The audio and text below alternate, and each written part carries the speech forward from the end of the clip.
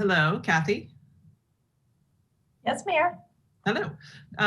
Can you remind me how many public comments we have for the first agenda item? So oral communications, we have 17. I think some of those are going to be duplicates for item 10A, which has 13. So Okay. as I call them, I'm just going to ask them, are you speaking under oral communications or are you speaking for a specific agenda item? Okay, and 10A. Right now we have 13 public speakers and then we have 11 applicants. Okay, got it. And then just a reminder, I'll announce the special presentation that's being moved in to be considered at the same time as item 10B. Okay, perfect. And once everybody gets on, then I'll start. So I've got Catherine, I've got Kelly, I've got Tony, I've got Joe. Tony, I see Kelly. Do you want me to start the recording, Mary? Yes, please.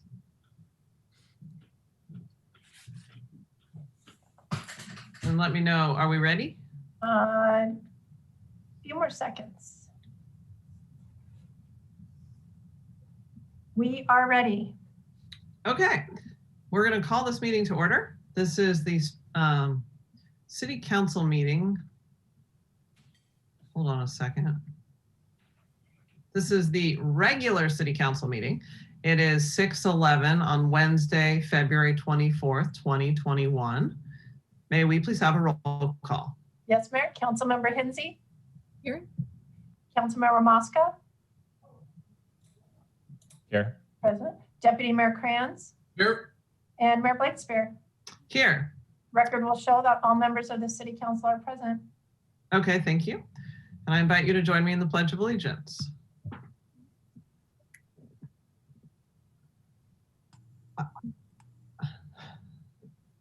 We'll see a flag here in a sec. I pledge allegiance to the flag of the United States of America and to the republic for which it stands, one nation, under God, indivisible, with liberty and justice for all.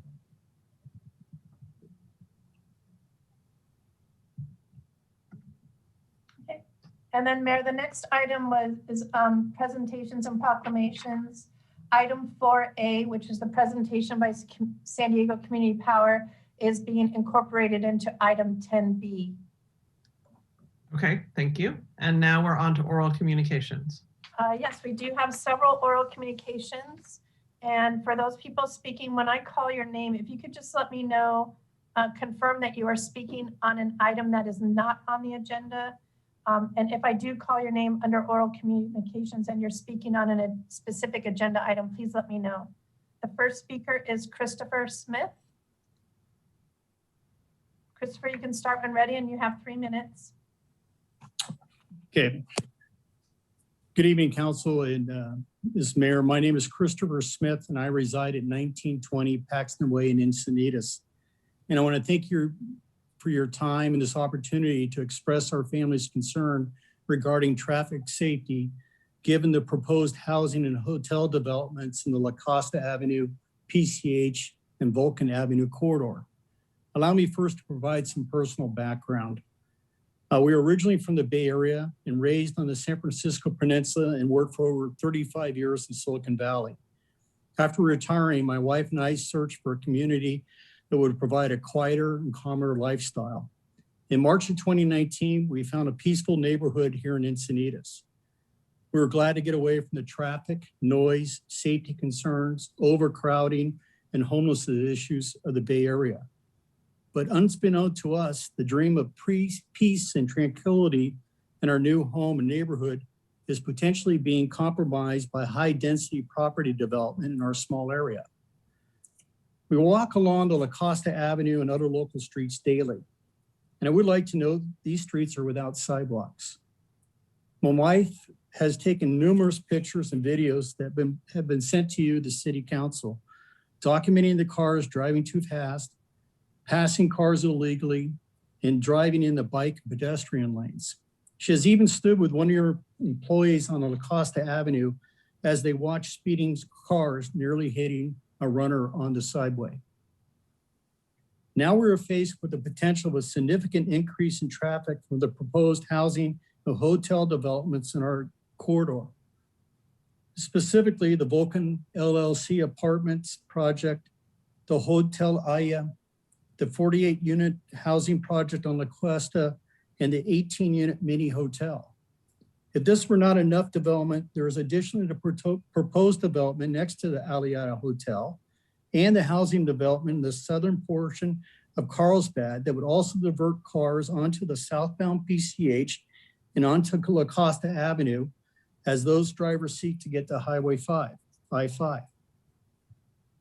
The builders of the Vulcan LLC apartment project commissioned a traffic impact study in February of 2020, of which I would like to read portions of it to you. It says, based upon the analysis conducted of the 1967 North Vulcan Avenue project, the proposed project will result in exceeding the significant thresholds sourced from the Santee ITE guidelines for traffic impact studies in the San Diego region, dated May 2019, and the City of Encinitas 2013 to 2021 Housing Element Update Environmental Assessment, or in the degradation of the levels of service to the study roadway facilities on the Los E or F of one study roadway segment. This project results in a deficit at the following segments. It goes on to state that it's your 3 minutes. Okay. Our next speaker is Carol Main. Carol, you can start when ready, and you do have 3 minutes. Hi, thank you for taking time to listen to us. My family has lived in the same home on Sanford Street for almost 50 years now, and I very much do not see any other reason that there should be anything but a stop sign at Vulcan and La Costa Boulevard, because a roundabout is just, to me, out of the question on a 2-lane road with a bike lane. It's way too small. It's a 3-way intersection. There's no room for a mini roundabout or anything else.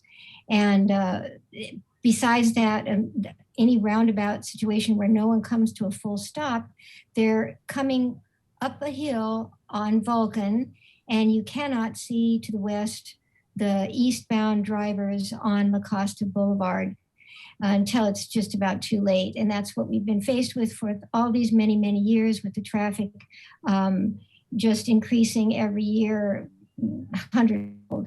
And I thought that the big old $100,000 survey was going to solve this problem. I thought we were told we were going to get a signal there. And then there's still a new survey about what, who thinks that a stop sign or a roundabout or a signal is best. So I'm a little confused about that, but I still feel like it's important to consider the stop sign. I think cars will move through it faster, and there'll be less backup than a signal light, which many times cars sit there and there's no cars coming in some direction or the other. So that's my feeling on that, and my feeling on the overabundance of housing planned and the ugliness of the apartments that they're talking about putting in the Jesus Christ is Lord space would just way over saturate this small road, these small roads in our small town beyond belief. And I really appreciate the points that Christopher Smith made about his statistics on what's happening on Avenida Encinitas and Carlsbad that would impact us too, as well as the other homes. So please consider carefully what you choose for us to live with for the rest of our lives and yours. Thank you very much. Thank you. Our next speaker is Alwyn Jim. You can start when ready. You have 3 minutes. Thank you. Hi. Thank you, Mayor Blakespeare and City Council members for the opportunity to speak tonight. My name is Jim Alwyn, and my wife and my family and I live at 327 La Costa Avenue, just east of the 101. I'm speaking tonight on behalf of our community in Leucadia in the interest of public safety. As we all know, there are half a dozen or more projects underway or pending construction within 1 mile of the La Costa corridor. These projects will bring hundreds or more residences and hotel rooms to this area over the next couple of years, and I'm not here to object to that. However, if we don't require infrastructure to scale with this development, then we risk significant traffic and access challenges and inevitable harm to motorists, pedestrians, and bicyclists. We believe the opportunity here is to actually improve the area as a consequence of developing these parcels, not merely to maintain it and certainly not to allow it to be degraded, such that the current and these future residents can safely live and play here. The issue we seek to address today is the inadequacy of the current practice where each project is analyzed from a traffic and safety perspective in isolation. Under the volume and size of concurrent projects in this area, to put it bluntly, such an approach is inappropriate and illogical. It will fail to recognize the cumulative impact on this community due to the volume of projects occurring in parallel. Moreover, as a city policy, it is fundamentally flawed and will by design underestimate the mitigations required to maintain public safety in aggregate when all these projects are completed over the next few years. We can reasonably state today that if this approach continues under your supervision, then few, if any, mitigations will be required for any one project, but the consequences of all of these projects will be statistically higher injury and loss of life from traffic and pedestrian accidents. This will be part of your legacy and your failure to grasp the situation. When a project is evaluated in isolation, then the impacts are underestimated, or in some cases, the indicated measures are non-mitigations. Take an example, 1967 Vulcan, where the traffic impact study required La Costa to be a 4-lane road as a mitigation. We all know it is not. But since it is designated in city plans as a possible future 4-lane road, it's counted as a mitigation. However, there's no support or a funded plan to increase La Costa to 4-lane. And Mr. Cran stated in our meeting in November, he would never approve of it as long as he is in office. You have a responsibility as our elected officials working together with us in this community. You have at least 6 investment groups building at the same time. The current residents and the people who buy or rent their properties need to be protected by the enhanced sidewalks, traffic calming, and safety infrastructure. The opportunity is in front of us to require each project to contribute. The burden on any one developer would be lessened, and the community will remain safe to enjoy going to the beach, walking, shopping, and restaurants.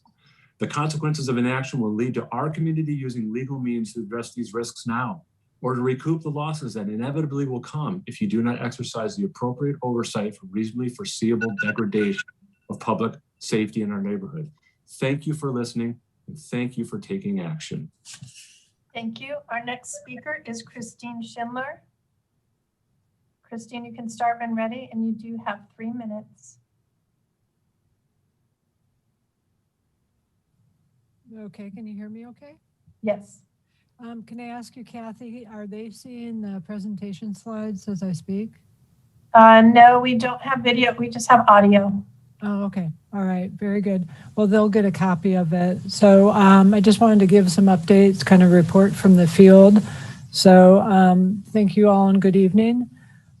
We have an event coming up to focus on e-bike safety, something that a lot of people have a concern about right now in North County and certainly in Encinitas. So it's coming up on this Friday.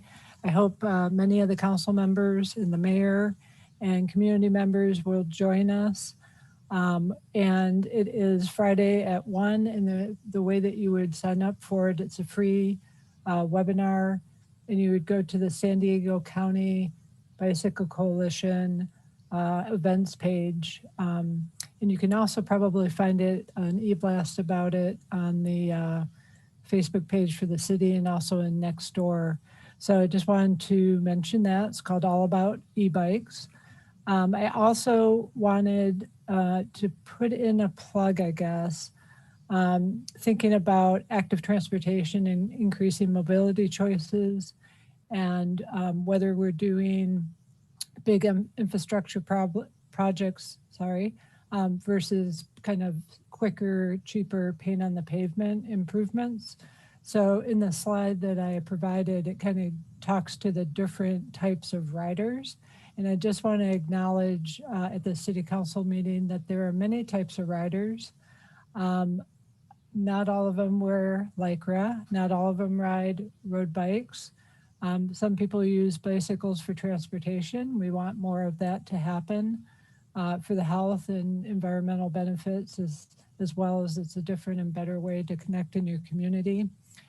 So I just want to encourage that we continue to look at ways of kind of moving things forward with paint on the pavement improvements that can be made. So one of the photos I shared was a photograph of El Camino Real in Manchester, where we have a lot of pavement to work with. We have fast traffic speeds. However, we have a big ability to make improvements for more walking and biking in that corridor. I also wanted to acknowledge and thank staff for putting some improvements in Cardiff 101 as far as paint on the pavement, 35-mile-an-hour markings, and bikes may use full lane. I think it's helpful to have that additional signage right on the pavement. I also wanted to just give you an update about some community outreach that we've been doing. Nick Buck at the city and myself kind of divided and conquered as far as going to all the local bike shops to talk all about e-bikes, Cyclovia Encinitas going virtual this year, and also do some outreach around e-bike law, sharing some information that People for Bikes put together. I guess that's it. And I had some housing comments, but I'll have to wait and do that another time. Thanks so much. Christine. Our next speaker is Adrian Hall.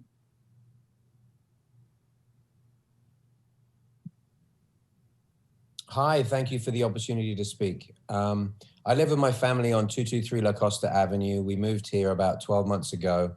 So we're new to this beautiful neighborhood and Encinitas, and really happy to live here. Coincidentally, it seems like my family has a similar background to your first speaker, Christopher Smith. I wanted to talk about traffic volume and impact and pedestrian safety. Like Christopher, we lived in Silicon Valley for almost 20 years. And one thing, given the huge traffic volumes and growth of residential and commercial housing, we noticed over 20 years in Silicon Valley was rigorous and combined project traffic planning before any commercial or residential planning approval was given, just because of the density of housing and commercial. And we would definitely expect the same in Southern California, given the high volume of planned housing and hotel projects that we're already seeing around La Costa Avenue and 101. We were extremely surprised and disappointed that the traffic volume surveys for the Vulcan Avenue project, 1967 Vulcan, appeared to have been done in off-season months, not in representative peak months of traffic. And given the number of additional cars and parking spaces planned for just this one project, we strongly would like to see the traffic surveys redone in the summer months. For example, just at the moment, we're seeing traffic backing up from Vulcan and from 101 to our house at 223 La Costa Avenue, even before the hotel is open or the Vulcan housing project may be approved or start. So we're already seeing traffic volume issues. So a combination of all the planned projects, such as 1967 Vulcan, the new Alila Hotel, the planned mixed residential and commercial project, which is immediately to the south of the hotel, the two hotels next to La Costa and I-5, the planned hotels on junction of 101 and Encinas Boulevard at the other side of the lagoon in South Carlsbad. I think there's a total of 6 to 8 projects planned for somewhat similar time period. So I think in summary, the traffic volume is already a problem on the junction of La Costa, Vulcan and 101, which has definitely created a safety issue for vehicles and particularly for pedestrian traffic. There are far too many housing projects, it seems, for the capacity that's available on La Costa Avenue. And I had also heard that Mr. Krantz would never approve La Costa as a 4-lane road. So the volume is going to surely exceed the capacity of La Costa Avenue. And I would also, one of the other speakers confirmed a request to complete cumulative traffic volume studies at an appropriate time of year for all these projects. And then just quickly on pedestrian safety, we live within walking distance of the beach, and we will not allow our children to walk to the beach. We've witnessed multiple accidents here. In fact, there was one last Friday on the north side of La Costa Avenue, cars going into the blinding sun. If someone had been walking on the north side of La Costa Avenue, they would have been killed by this accident, as there are no sidewalks at all. So we need sidewalks at both sides of La Costa and other traffic calming systems. We urgently need a general plan for traffic. Mr. Hall, that is your 3 minutes. I'm sorry. Thank you for letting me speak and for considering input and support of our neighborhood in this planning. Thank you. Our next speaker was, let's see, Andrea Berry, who I do not see on the list. So we'll move to Rochelle Collier. And again, this is oral communications for items that are not listed on the agenda. Hi, my name is Rochelle Collier, and I want to say hi to Mayor Blakespear and our City Council. I got the Northwest Leucadia Safe Mobility Survey from Leucadia Cares, and I think I noticed that Carol did the same thing I did, that I thought it was from the city. It was so professionally done. But anyway, I just want to go over a few points. There was one that the first priority was for La Costa Avenue to have sidewalks, but we also need a sidewalk on the curve on North Vulcan. And I know the city waits for development to come and put sidewalks in, but I walk that way all the time now that I can't cross the railroad tracks anymore. So it's very, very dangerous, and we need a sidewalk up there. And I think a roundabout on Sheridan and La Costa is a great idea, just because we need to slow the traffic down, has been mentioned before me. People are just speeding down that road. It's terribly sad, because when you drive down that road, you feel like you're in Hawaii. That's how I feel. And the next thing is, we did talk about having speed bumps at a traffic commission meeting. I swear it was 2 years ago. And I don't exactly know what happened there. I do know they're on Hygeia. And I see that going north on Highway 101, the city eliminated that yield sign, but I actually walked that way today to go down to Ponto Beach. And now there's a green arrows. And then even when there's a red light, people just go flying. They turn onto La Costa like there is no light. So I think we need one of those signs like you have at the railroad junction, where it says no turn on red. And then this way, at least we'll have a chance to get out on Vulcan.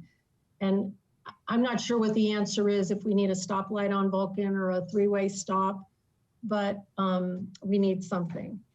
So after thinking about this and seeing how our neighborhood is being impacted by traffic now before development, I feel, this is kind of radical, that we need a moratorium on all proposed development until a complete cumulative traffic and safety study is completed. We have unimproved streets, no sidewalks, and any further building will just add to the existing problems that have been there, and they've been neglected for years. And I absolutely understand that this city council is the first city council that's actually looked at Leucadia and is trying to make some sense out of the mess that it is because of more and more building. We tried to get people to listen to us for years, and now we finally have people listening. But then all of a sudden, and you know this whole development thing has just hit us. I mean, it's broadsided me. I can't believe it's just like boom, boom, boom. That is your 3 minutes. Okay, thank you very much. Thank you for listening. Okay, bye. Our next speaker is Randall Sims. Randall, you can start when ready. You have 3 minutes. Mute. Hi, Ms. Hollywood. Can you hear me there? It's Randall Sims. We can hear you.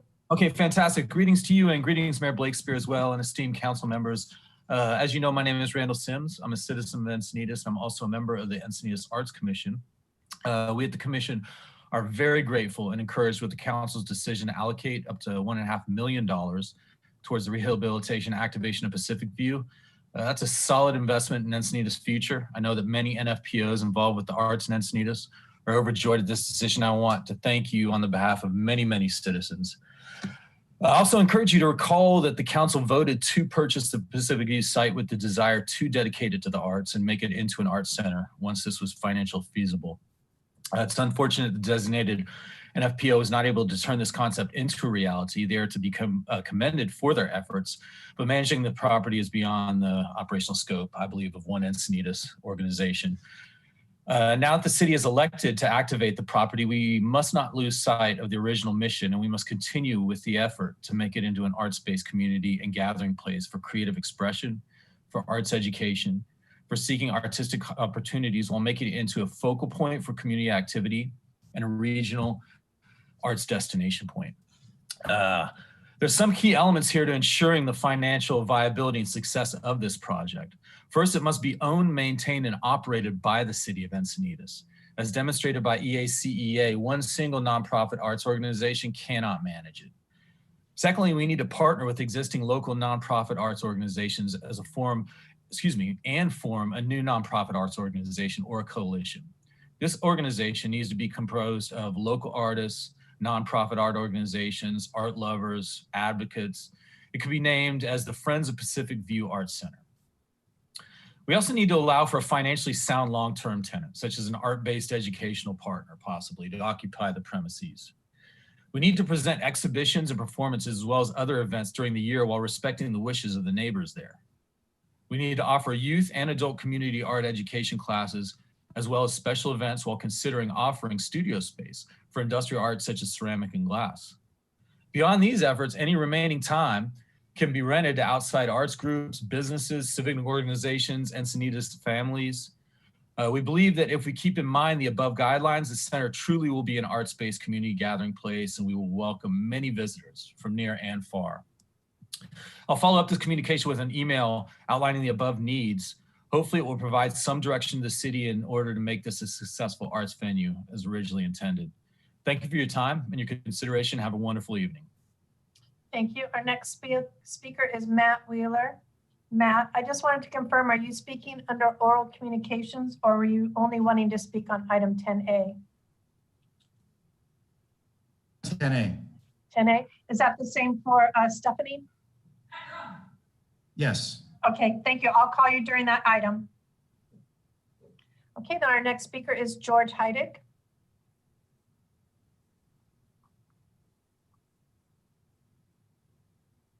George, you can start when ready. You have 3 minutes.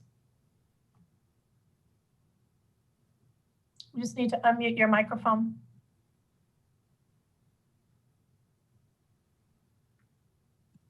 Can you hear us? Yep. Can you hear me? Yes, I can. Okay. Good evening, council members. George Heidig, Cardiff by the Sea. Long time no see. Every tragedy apparently has a silver lining. One of the positive outcomes of the COVID-19 epidemic is related to our enigmatic Encinitas City Council.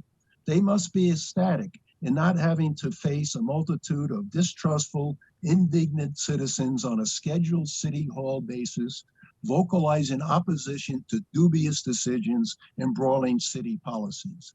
Due to limited time, I'll speak about only one topic tonight, that being bicycles.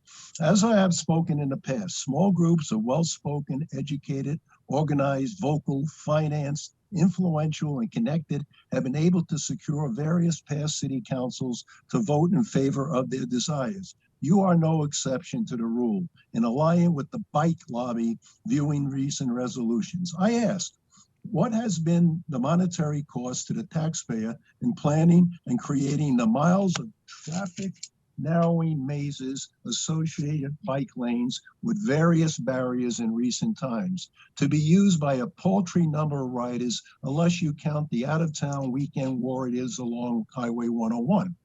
If the green agenda was to get people out of cars and onto bikes in order to go to work or shop, it is a dismal failure and a danger to both bikers and drivers. I contemplate on just a small scale, meaning you, how many of you or your city employees ride a bike to work, or for that matter, anywhere? I'll bet the percentage is minimal to almost none. How many of you have just missed hitting a bicyclist of various ages and ability levels by inches while driving next to these so-called safe lanes and said, thank goodness I missed? There's an old saying, cars and bikes don't mix. I once asked my father-in-law, who drove a truck for over 40 years for a living, what was his greatest fear in doing so. Without hesitation, he replied, bicyclists, especially kids, as you never know what they are going to do. Finally, I ask, what's one of the rarest sights in Encinitas these days? The answer, someone riding a bike to work. And in addition to that, you have allowed development lobby to get out of control in this city. Thank you for listening. Thank you. Our next speaker is Gary Johns. Gary, you can start when ready.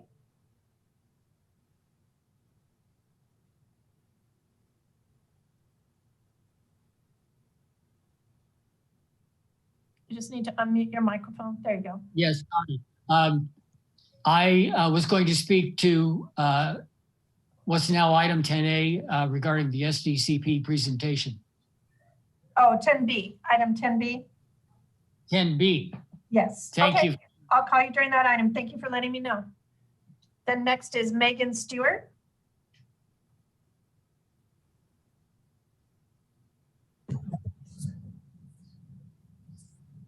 Hello? Yes, you can start when ready. Great. Good evening. My name is Megan Stewart. I'm a 17-year-old senior in high school. I'm speaking tonight because I have seen some of my friends and classmates become addicted to vaping. It makes me so sad for them and really angry that tobacco and marijuana companies are using flavors to get kids hooked. I thank the city for banning the sale of flavored tobacco and encourage you to adopt a similar ban on the sale of flavored marijuana vaping products and edibles. Did you know that many marijuana vape cartridges and even edibles contain more than 90% pure THC? They are made using highly concentrated THC oil. This is really dangerous because marijuana use can lead to addiction and cause mental health problems. Many teens already struggle with depression and anxiety. Using marijuana to try to cope is only going to make their problems worse. I have been doing research on this, and I've seen reports that teens who use marijuana are more likely to attempt suicide. This is a tragedy that can be prevented. Teens and young adults prefer tobacco and marijuana products with sweet or fruity flavors. They often do not realize that something like a pot gummy or a mango crush flavored vape pen could cause harm. Encinitas could lead the way in protecting health by adding flavored marijuana to its ban on flavored tobacco products. Thank you. Thank you. Our next speaker is Geraldine Kessler.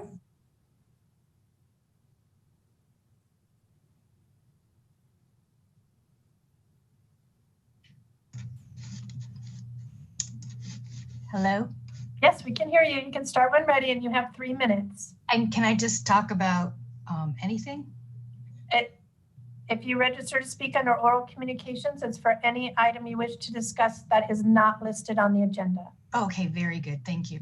So I am interested in this Savor project that is going to go on Melba, and that narrow street. They're going to put 30 homes in that area, and it's going to mess up 5 neighborhoods at least. And I just want to know how that even got approved. And also, how does this even happen? I mean, I can't believe that 30 homes are going to go behind this house. It's just the ecosystem, the trees and everything. And they tell me we have no control. I mean, isn't the mayor and the city council supposed to look out for the health and the well-being of the people, the community? Because really, they're putting our children's life in risk by putting this development up. That street cannot take 30 homes. And I like what that person said about the moratorium. I had no idea what that was until like a week ago, because quite frankly, I I enjoy living in Encinitas and I like the way things are going, but I just don't get this project. And it sickens me that you guys think it's okay to, you know, develop every piece of property in Encinitas. We don't want Orange County here. We like Encinitas.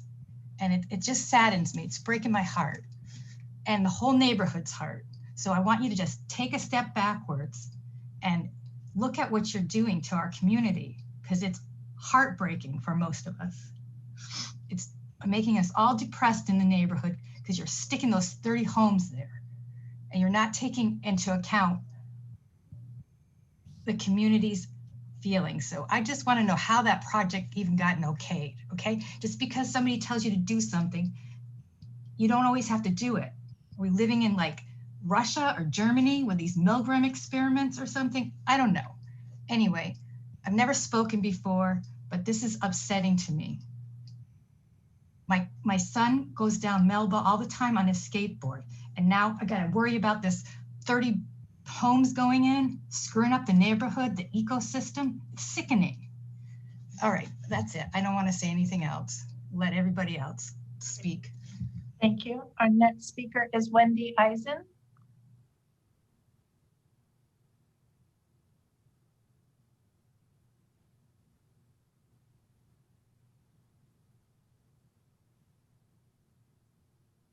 Wendy, you just need to unmute your microphone.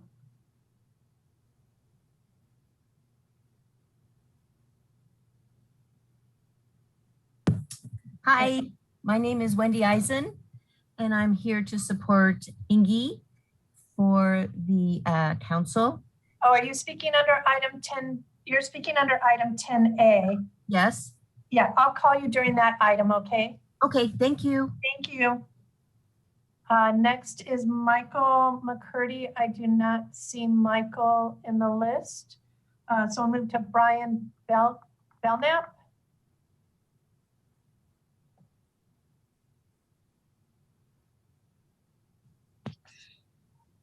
Hello, can you hear me? Yes, we can. You have 3 minutes. Hi, thank you very much for taking my call. I live at 1939 North Vulcan, and the project on the Jesus Christ Lord development, I'm curious how everyone is going to park. I know there's no subterranean parking at this development. I realize that the developer wouldn't want to do that, wouldn't pencil. It doesn't make any financial sense. With everything that's going around here, with all the proposed developments that everybody has already spoken about, I just feel that the parking is going to spill out all in front of the streets. Our house basically butts up right next to the nursery. We're going to have hundreds of cars that are going to be not able to park at that development, but they'll be all over our streets, as well as making, you can't ride a bike down Vulcan now. If you do, you're really taking your life in your hands. There's no sidewalk. For my wife and I and our kids to walk to the beach is extremely dangerous. You can't go across railroad tracks, obviously. So you have to go around that corner. There's no sidewalk. I did go to the city last summer and asked if we could go directly straight north on the dirt next to the railroad tracks up onto the bridge, because that's city property. And the gentleman that lives on the corner has built his own fence on city property. And they said they couldn't do it because there's a couple little vents, kind of gas vents. I don't know exactly what they're for, and they wouldn't want people to touch it. Well, you can walk across the bridge now and touch it if you want to. So I just think that the city council is not taking into account everything that's going on. There's just way too much going on for the infrastructure that's currently in place. And if you're not going to widen the road, it's not going to handle it. Whether you put a stop sign in there, a light, a roundabout, it's just not going to handle it. It's not going to be safe. I've seen fire trucks trying to come down the Costa Boulevard to accidents in the last few weeks, and they're fighting traffic. Not everybody gets out of the way. There's not a lot of room. It's not summertime. The hotel is not open. This development's not in. You're really going to put people's lives in danger. Thanks for listening. Thank you, Mayor. That does conclude oral communications. Okay, thank you very much. Thank you for the diversity of comments tonight. Let's go to the agenda here. So next item was report from closed session, which we did not have one. That's right. And then do we have any changes to the posted agenda? There are no changes to the posted agenda other than what I mentioned earlier, which is the presentation item 4A is being heard in conjunction with item 10B. Okay. So we have a consent calendar in front of us. And nothing's been pulled by the public. I'll move approval of the consent items. I'll second. I did want to comment on 8C, Madam Mayor. Okay, go ahead. Yeah, I just wanted to thank city staff for their work with the Morning Sun neighborhood and execution of the project, the ADA project there. It looks great. We still have a lot of work there to go with some tree plantings and some of the softscape on that in those areas. And I just wanted to make sure that we're continuing our coordination and collaboration with that neighborhood to make sure that this project, as it wraps up, is just something that we can be very proud of. So thank you. Okay. Thank you. I think we had a motion and a second. Yes, we can start voting. Councilmember Hinsey? Yes. Councilmember Mosca? Yes. Deputy Mayor Kranz? Yes. And Mayor Blakespear? Yes. Motion carries unanimously. Okay. Now we're on to item 10A, which is council to meet with applicants and make one appointment to fill the District 3 City Council vacancy with a term ending December 2022. Does the city clerk want to say anything? Yes, so just as a reminder to everyone, on January 13th, City Council member Jody Hubbard resigned from her council seat for District 3. She submitted her letter of resignation on that day and it was effective immediately.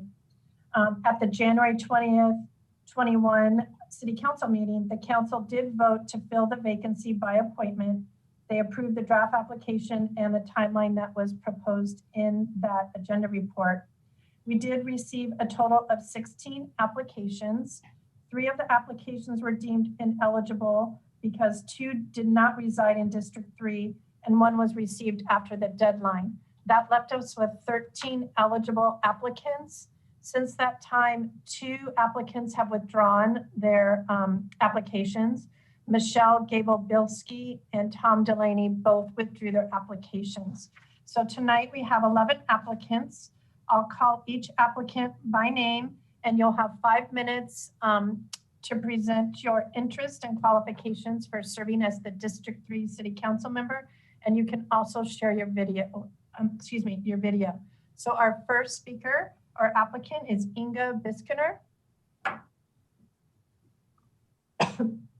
Excuse me.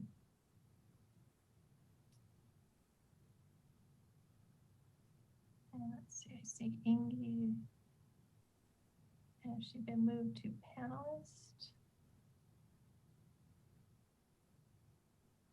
There's James.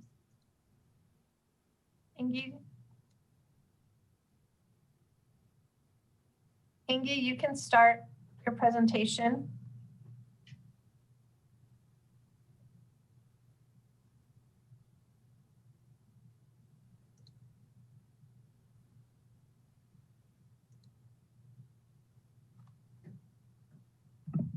It looks as if she's still listed as an attendee. Yeah, I was just going to check with IT. Can you move Indy into a panelist, please?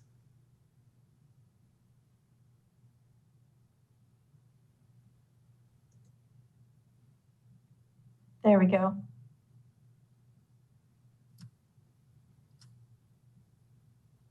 Okay. There you go. Perfect. Yes, and you have 5 minutes. Thank you.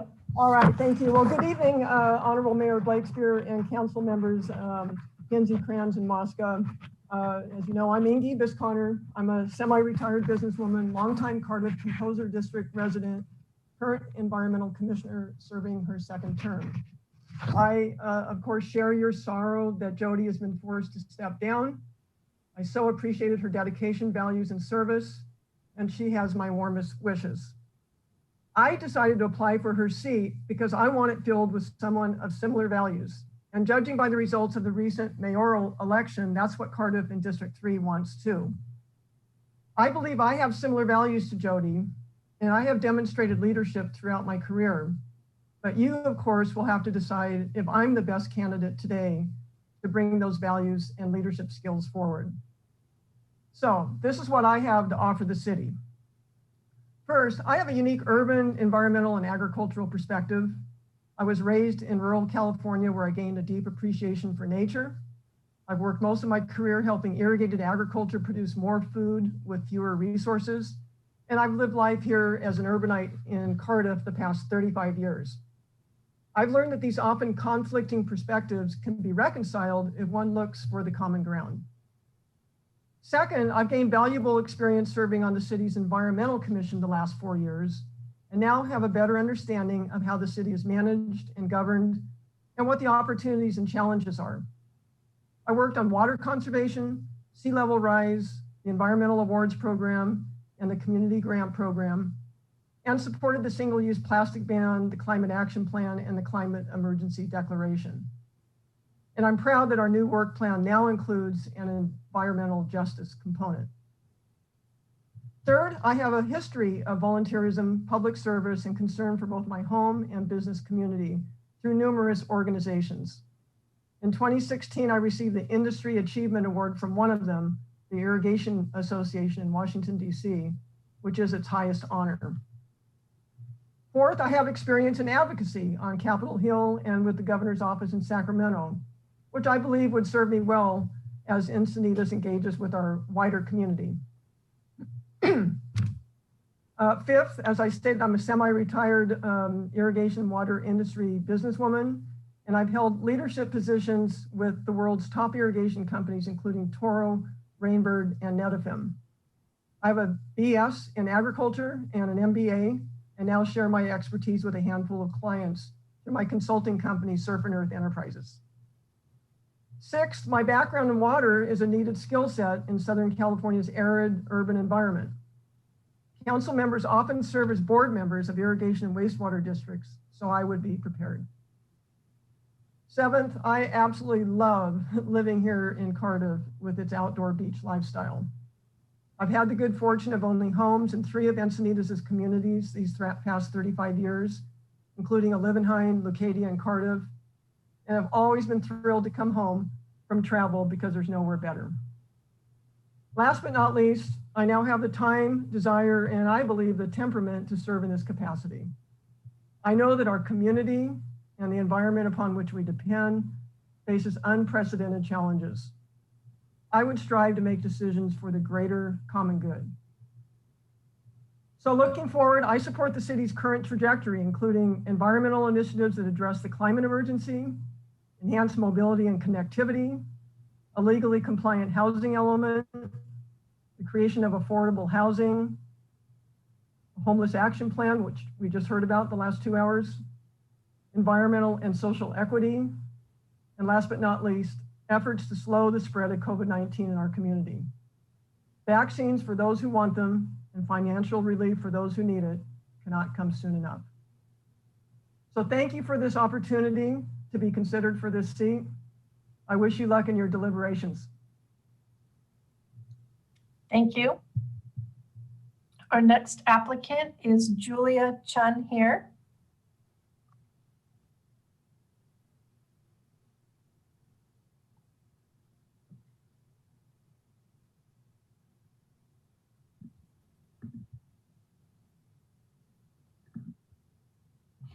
There you go. Okay. Can you hear me okay? Yes, we can. All right. Well, good evening. I'm Julia Chen here, and I'm applying to fill the District 3 vacancy to serve my community. Local government is a natural fit for my personality, interest, and skill set, and I honestly feel like I was made for this position. I believe it's an exciting time to be part of local government, a new era as we reestablish life post-COVID. I believe challenges solidify priorities. Furthermore, I love and have an invested interest in the Encinitas and Cardiff. I've been here since a few years post-college, which is going on 16 years now. I'm married to a local, and as homeowners raising 2 boys, we're here for the long haul. Surfing brought me here. Falling in love with a man in the local environment will keep me here. My goal is for the next generation to have the same or better opportunities than we were afforded, and that includes natural resources. My goal, since deciding to apply, and since a special election is not viable at this time, is to demonstrate that I have the skills and ability to work with all groups and people, and that I'm a solid choice to fill this position until the electorate has a chance to speak in 2022. I have letters from respected environmental professionals, local leaders, educators, as well as business owners and the Cardiff 101 Association. All of these have been submitted and are part of the record. I've worked with all levels of government, from local government to regulators, state agencies, as well as a special project for the White House during the Obama administration. I have the skills and capacity to serve our community well. In fact, I have engaged in and helped guide many of the issues currently facing the city or in the recent past, including the Coastal Storm Damage Reduction Project, which is a 50-year beach nourishment project by the Army Corps of Engineers. And I would argue that's a better project because of some of my engagement. If we had a foot or two of sand on our reef breaks 2 years post-project, I'm sure you would have a room full of angry residents. Also, the San Alejo Lagoon Restoration Project, the Cardiff Living Shoreline Project, Streetscape. I helped design and implement the first video-based surf monitoring project following RBSB 2 in 2012. The rail corridor, double tracking, and all the crossing issues, I'm very tuned into this conversation. I commented on our climate action plan and know the regional climate action planning efforts well. I've taken part in the sea level rise planning efforts and conversations, both locally and as a longtime representative on the Sandag Shoreline Preservation Committee. We are a coastal city, and I know the nuances facing coastal cities well and can help navigate those challenges. Basically, I'm here to serve, and I have a vested interest in seeing this city remain the shining beacon it is. I've worked with the Coastal Commission at the highest level, and I know how and when to compromise, how to advocate for the greater good, and how to deliberate. Additionally, I understand stormwater regulations well after being intimately involved in the last 2 stormwater permit updates, as well as the creation of the implementation plans. I understand aging infrastructure, capital improvement projects. I know how to be innovative and advocate for multi-benefit solutions, such as my work on pure water for over a decade. I'm skilled in grant writing and administration, and I know how to develop fundable projects. I have extensive water management knowledge, understanding drought-tolerant landscape design, conservation, permeability, and retention. I believe having this level of understanding and skill set on the City Council will truly benefit our city. I'm well connected and have a good pulse of what's going on in the community. As an avid park, trail, and beach user, I have lots of touch points. I can be an advocate when I need to be, but I prefer a more solution-oriented approach, and even completed mediation training at the National Conflict Resolution Center last year. I feel like I've been building the muscles necessary to do this job over my entire career. I have an immense ability to synthesize information, engage stakeholders, and truly understand complex problems in order to find the most viable path forward. The current City Council priorities are a natural fit with my priorities. My areas of focus would be helping local businesses recover from this pandemic, addressing the increased issues of homelessness with compassion, informed decision-making, preserving community character, continuing to improve our quality of life, and collaboration. Many of the questions facing the council are not easy to answer, but the best you can ask for is that seat be filled by someone who has the skills, cares, and is willing to do the work. And I believe I fit that bill. I care about making people's lives better. In college, I had 2 life goals: helping the environment and helping people. I've spent the last almost 20 years helping the environment and gaining relevant skills, and now I'm ready to expand that horizon. Thank you for your time and consideration. Thank you. Our next applicant is Scott DeFilippis. Scott, you can start when ready. You have 5 minutes.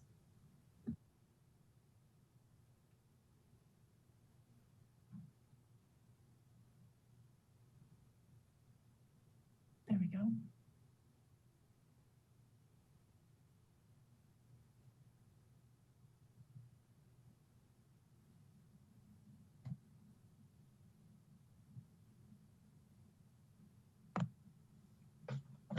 Can you hear me? Yes, we can. Great, thank you. I'm obviously Scott DeFilippis. I am a recently retired professional triathlete. I encourage anyone who hasn't read my letter to the council to please do so if you have an interest in our community. So I'll keep this rather short. The words I wrote in my letter to the council may seem a bit strong for some, but I am certain they will resonate with many citizens of Encinitas who at the moment are quite upset with the direction in which our city is headed. However, the council now has an opportunity to show the community that they do in fact have a desire to work together, just like Mayor Catherine said after her re-election last November, a local election which highlighted a division within our community. Many citizens of Encinitas feel they are not currently represented with this current council. As I mentioned in my letter, a healthy government is a balanced one. The current council's track record of 5-0 votes and your intention of passing a homeless action plan this evening before the general public has had a chance to review it is rather concerning. As councilman of District 3, I would have at the very least sent out a questionnaire and or poll to the residents of my district before voting on such a radical plan, regardless of whether or not I agreed with it. Passing such a plan without getting the pulse of residents to fit one's ideology is not a healthy way to govern. Such actions are exactly why our current governor is facing a recall movement. While I am totally against partisan politics locally, it's become clear that one-party rule of aggressive policies, which is currently trending in many parts of our country, has led to a tipping point in which conservatives like myself have started to pay attention to what's going on. To quote Mayor Faulkner, California is known for change, innovation, and new ideas. But one ideology has been in control of Sacramento for over a decade. It's time to restore balance and common sense to California. Let's go. The same could be said about Encinitas, as many citizens would rather see more middle-of-the-road policies and a pumping of the brakes on a council that has our city on the highway towards progressivism. While I applaud all of you on this panel that have an ambition to tackle climate change, this is a global issue. It's not a local one. While of course we should be proactive in such ways as cleaning our beaches, using the most advanced recycling methods, ensuring our residents have clean drinking water, trying to drive less and converting our homes to solar. But declaring a climate emergency within the city is only going to perpetuate the culture of fear that has driven our community over the last 12 months. We have an overdevelopment emergency, not a climate emergency. Our residents, especially our children, do not need anything more to be afraid of. We need safe neighborhoods where you don't have to worry if you forget to lock your front door or your car door. Our car has been stolen in the last 2 years. Our neighbor across the street's car has been stolen, and our other neighbor's boat was broken into, all within the last 24 months. We need safe neighborhoods. We don't need any more homeless people passed out, high or drunk in our parks or in our beaches. And we certainly don't need more human feces on our sidewalks or behind the kook. What we need is a return to balance. We need to figure out ways in which we can get our local events back, our carnivals, our fun runs, surf expos, and town tastings. All the things that make Encinitas such a wonderful place to live. But what we need most of all is to start looking at each other in the eyes, smiling and waving back to one another. Much like we used to do. Less fear, more rational thought, while we continue to learn to live with COVID. I will leave you with a quote from Thomas Jefferson.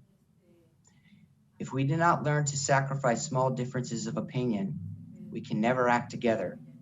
Every man cannot have his way in all things. If his own opinion prevails at some times, he should acquiesce on seeing that of others preponderate at other times. Without this mutual disposition, we are disjointed individuals, but not a society. Thank you for your consideration. Thank you. Our next applicant was Tom Delaney, who withdrew his application. So we'll move to applicant Brett Farrow.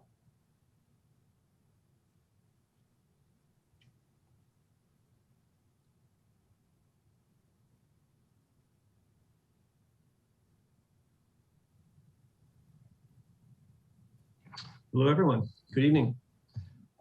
My name is Brett Farrow. I live at 125 Mozart Avenue, Cardiff, and I am here tonight seeking appointment to the City Council because I believe that we're at a critical moment regarding the future of growth and development in our city, and the decisions we make will have consequences for decades to come. I believe that that my professional experience and civic background will allow me to contribute in a unique way that will complement the City Council. My family and I lived in Cardiff for 14 years, my wife, Heidi, daughters, Elkie and Tate, and I'm a licensed architect, and I specialize in infill development in walkable areas. I have had my own business since 2002 as well. I'm also an educator. I teach undergraduate and graduate architectural design. I have done so for the last 10 years, and I'm also currently chair of the Masters of Real Estate Development program at Woodbury University, where I use that studio to research and refine policy. This includes developing the City of San Diego's small lot subdivision ordinance, and more recently, a research project on the viability for the NCTD parking lots in downtown Encinitas. All within compliance with Prop A. And the good news was we found a great solution, I believe.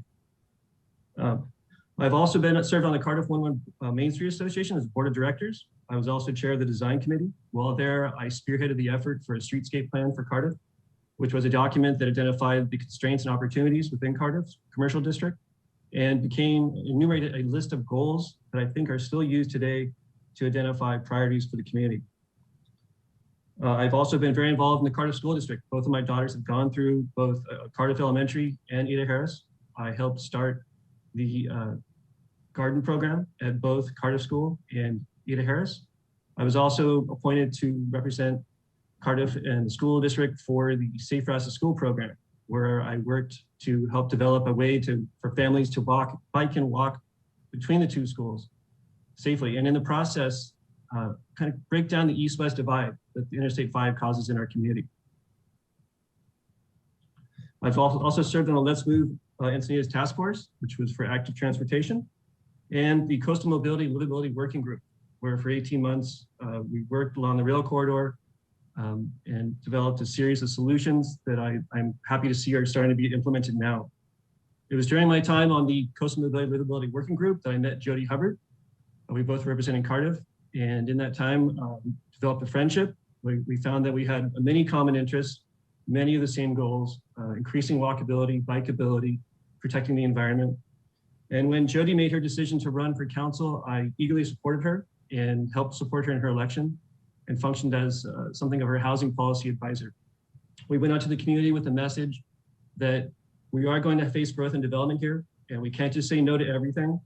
And what we need to do is think about where we want that growth to happen, where we want housing to be, and what kind of housing we want to have. As we all know, it's very expensive to live here. Our children who grow up here cannot always return home to live here, they can't afford it. And in general, we've got to look at more market rate solutions for providing affordable housing. This to me means, and part of the campaign with Jody was to focus on 1-bedrooms and studios in walkable areas and try to promote the creation of walkable sub-districts. Right now, we're currently faced with the R30 developments, and we're hearing a lot of that tonight from the oral communications. And I'm hoping that we can shift that prioritization of where we do develop in the future. After Jody's election, I was actually appointed to the Planning Commission representing Cardiff, and fantastic experience. It was an honor to serve. I just completed my term, and while there, worked on many things, but one of the more items I'm more proud of are the density bonus ordinance, which brought us into state compliance with state law. The innovative accessory dwelling unit ordinance, which is another great example of us being actually leaders statewide for providing solutions for housing. And most recently, the housing element, which again brings us into compliance finally, which I believe will give us the ability to work in good faith with Sacramento to have some more innovation and again, have more control over where we develop. I think Fox Point Farms recently approved as a good example of that kind of good faith effort that we can develop with Sacramento to create more innovation in our housing policy. In addition, some of my other visions and goals for the community include implementing road and rail crossing projects, break down the east-west divide in general caused by the railroad tracks, 5 El Camino Real. Also, I want to see us activate Pacific View. I'm excited that we're taking first steps to make that happen. And another thing that I'd like to share with the whole community, and this is the benefit of District 3, is we have a quiet zone. And I can't tell you what a quality of life improvement that has brought to us here. I really hope that we can bring that through downtown Encinitas and Leucadia. It is nothing short of amazing what it's like to sleep at night without hearing trains. I'm also very interested in continuing the momentum with streetscape projects. The Leucadia Streetscape Project, improving Birmingham Drive even incrementally, I think needs to be done. Rancho Santa Fe Road, its circulation has to be tackled. La Costa Avenue, as we heard tonight, is a big issue that we have to find some solutions for. And the El Camino Real Corridor, which to me represents a unique opportunity that we can really redefine our community. And Brett, that is your 5 minutes. Okay, well, thank you very much. And well, thank you for your time. Thank you. Our next applicant is Gail Gladstone.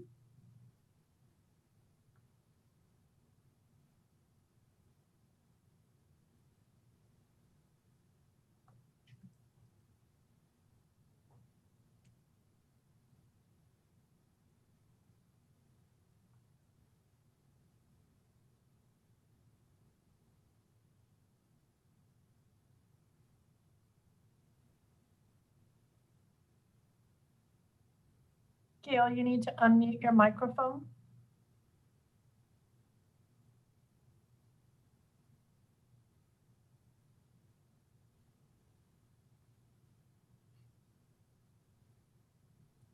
There we go. There you go. Hi, I'm honored to be here. Thank you for letting me speak. And I'm applying because I would like to serve the community. I'm very impressed with the previous people.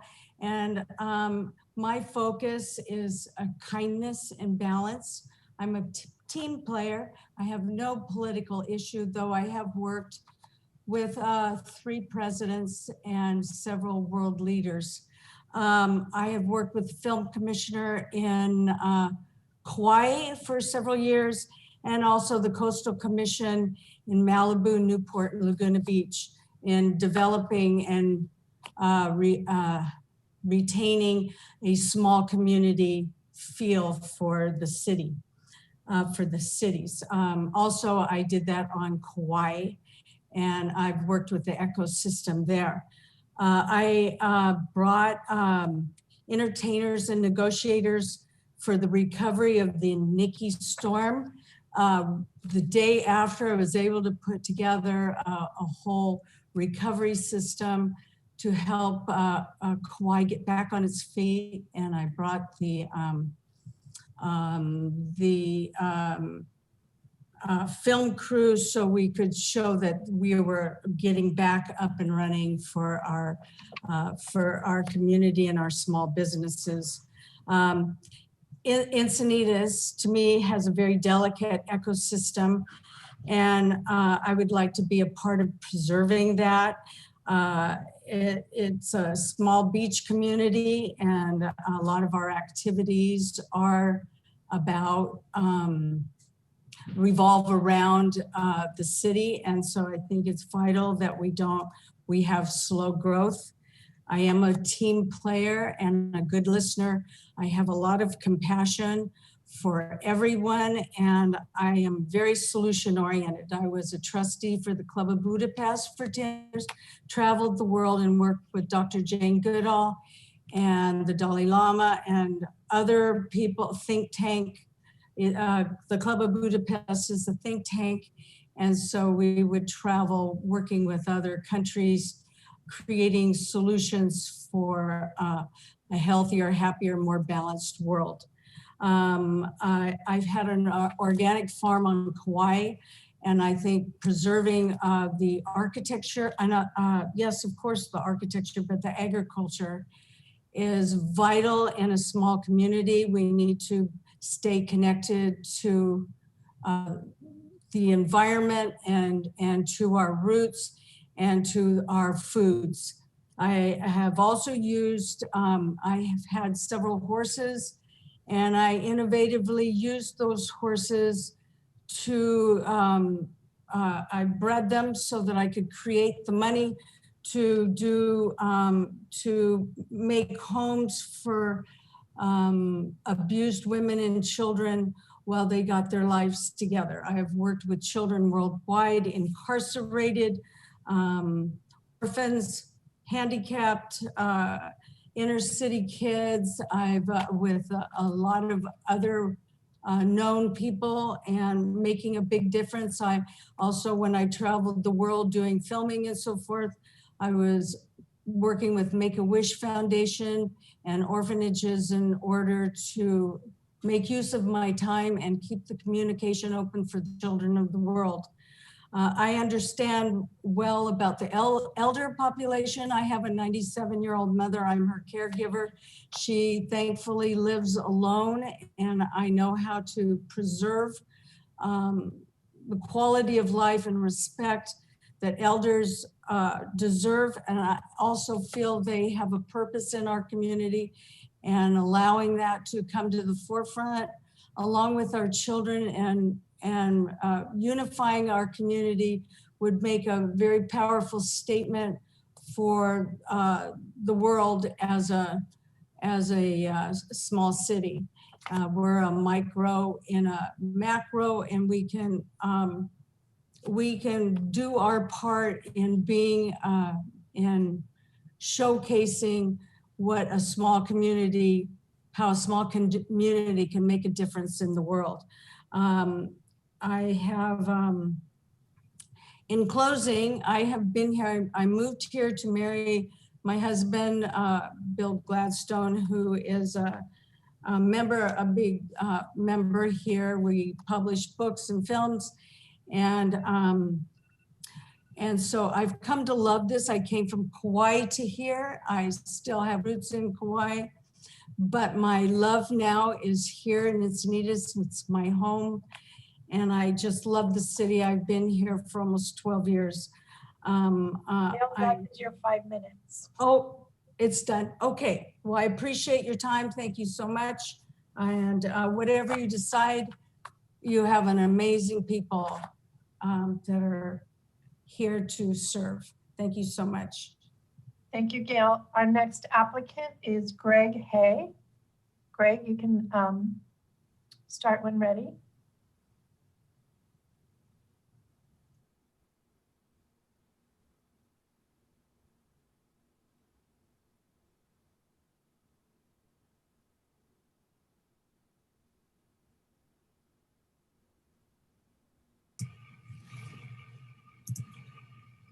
Hello?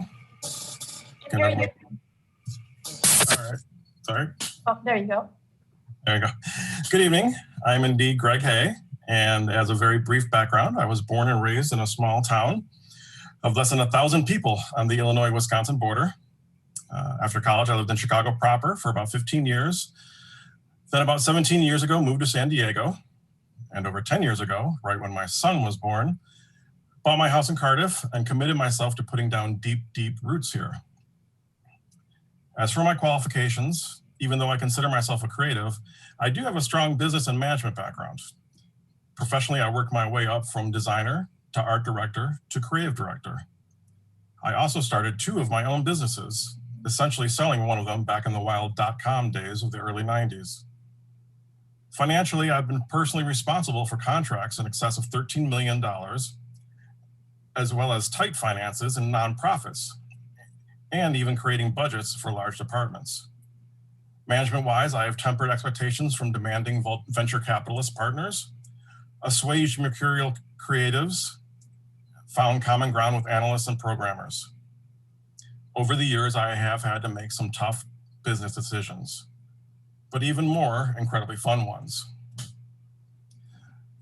I've long been a proponent of giving back. In my profession, I've been involved with both the American Center for Design and the American Institute of Graphic Arts, on their boards, speaking in seminars, and volunteering to help college students improve. I also taught night class for about 10 years at schools like Columbia, San Diego State, Coleman, and more. Hyper-locally, I've been elected 3 times to serve on the Park Place HOA, consisting of almost 650 homeowners here. You might have noticed that I didn't quite address my vision for Encinitas part in my application. It was because that aspect struck me as slightly strange. I mean, I don't view myself as a kingmaker or one who imposes his will on others. Instead, I view myself as one who would be primarily beholden to the constituencies and what we believe would help the qualities of life for most all of its students, not just a select few or the loudest squeaking wheels. I do want to quickly interject that I am not a pie-eyed dreamer. I know our city's issues can often be complex and expensive. The obvious ones alone are the train, the ocean, bike community, need for sidewalks, development, et cetera, et cetera. Overall, my goal, my vision, simply put, is to consistently improve the quality of life for all of Encinitas residents. As stated before, I have experience and success in dealing with a multitude of personalities and achieving goals. I also bring a number of other strengths to the proverbial table. Most easily noticed is that I'm a funny and enjoyable person to work with, I swear. Also, I am well-read, insatiably curious, with a very strong work ethic. I'm also exceptionally creative, both professionally and personally, which enables me to often find unique, clever solutions to thorny issues. The biggest thing that has served me well is my ability to see the, quote, big picture, unquote, and any resulting ramifications. Finally, I will sum this up by speaking as a citizen much more than an applicant. This last election cycle was brutal, I think we can most agree. Even locally, there were candidates and their followers who intentionally engaged in fear-mongering, misinformation, and intimidation. This is not how I want our town, our neighborhoods to be. This is something that should be repudiated at every level possible. With this special appointment, this council has the opportunity to do something unique. Now, I've actually read everyone's applications, and almost everyone here is easily qualified. So I will be optimistic no matter who you choose. But unlike what elections usually do, which is to reward the best campaigner or who has the most money or who is the most connected, you guys have the chance to not only pick someone who is qualified, but to take a bit of a chance with someone who is not the normal politically aspiring type. I love where I live, as we all do, and I honestly never intend to move again. I am passionate about helping and improving, making a noticeable positive difference. Someone like me will pleasantly surprise you, substantially so. I really want the chance to serve my fellow citizens and strongly feel I would make an undeniably superb addition to the Encinitas City Council. Thank you for your time and your ears. Thank you, Greg. Our next applicant is Joy Lines. Joy, you can start when you are ready.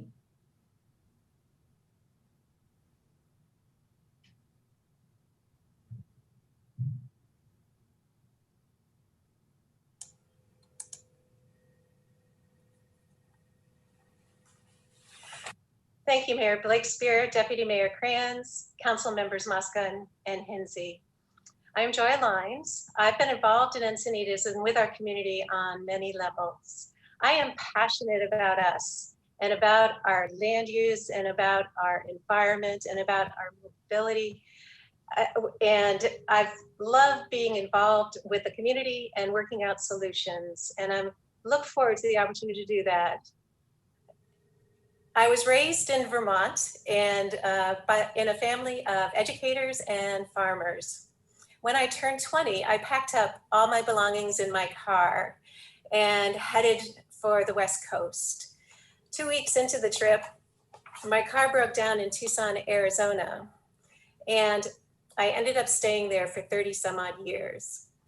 I love to tell that story because I do believe in fate. Over time, I got a degree in landscape architecture. I got married, I had 2 children. Then over time again, as a single mother, I founded a small business and grew it to 2 locations, starting in Tucson and a branch office in Phoenix. And I employed 21 people. After 13 years, I sold the firm to a nationally multidisciplinary civil engineering company. That allowed me to move here where my husband works and my adult children and grandchildren now live. That was 8 years ago, and we moved into Cardiff. Here in Encinitas, I founded Coastal Sage Landscape Architecture, and my office is on 2nd Street in Old Encinitas. I have always been focused on the public sector, the large land use, the planning and the design, The work that I do is ecological restoration, green infrastructure, urban forests, that kind of landscape architecture. For over 30 years, I've planned and designed for the public sector in the public realm. Facilities including mobility-related design, trails, streetscapes, parks, schools, campuses. What they all have in common is that they're for the people, not for a person or a business, but for the people. And that's what I love. I'm an eco-district accredited professional, which means that my focus is on equity, resilience, and climate protection in my practice. I have written environmental assessments and NEPA environmental documents because a portion of my business has also been environmental planning.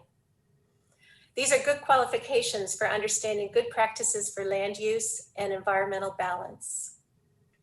I served Encinitas in many ways, including on the Encinitas Environmental Commission, 2 terms, which I completed in early 2020.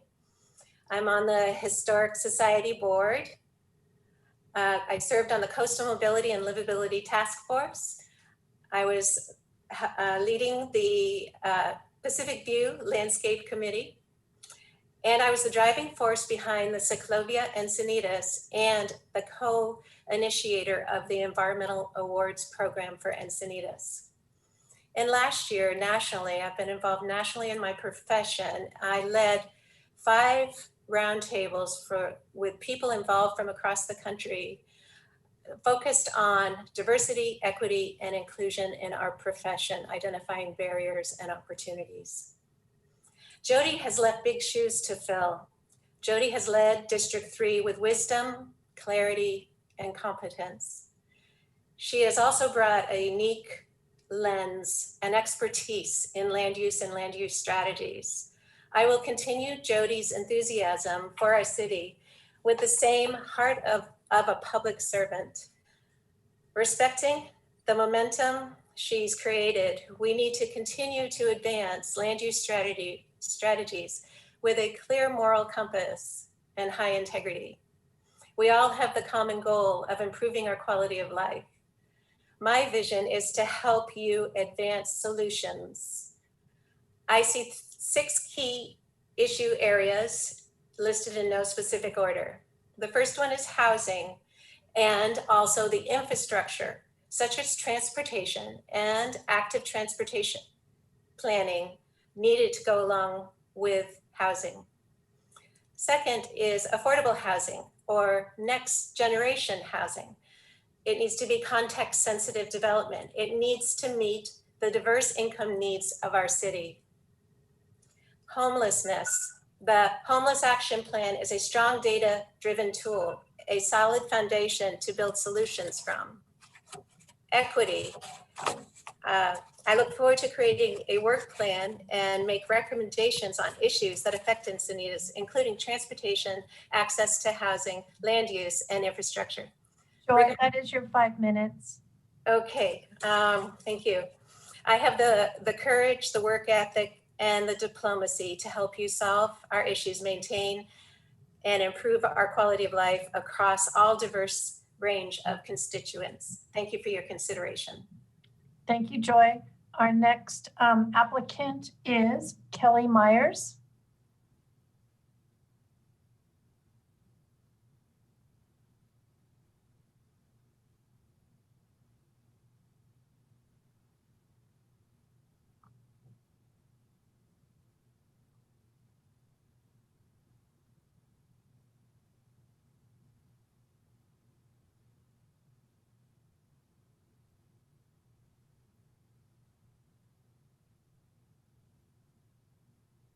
Kelly, are you able to unmute your microphone? Oh, there you go.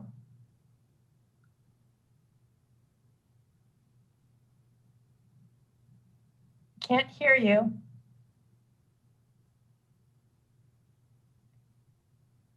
You should see a microphone on the bottom. Yes, are you able to hear me now? Now we can hear you. Great. Thank you for your time tonight, everyone. I just want to give you a personal introduction so you can kind of understand who I am. My name is Kelly Myers. I have lived in Encinitas, specifically Cardiff, since 2010, and I am a native of San Diego. I am a legal operations manager, a paralegal, a licensed customs broker, a certified customs specialist, and a notary public. My husband and I were married here at Quail Botanical Gardens. Together we have 3 children. I have 1 son of my own. They're all young adults.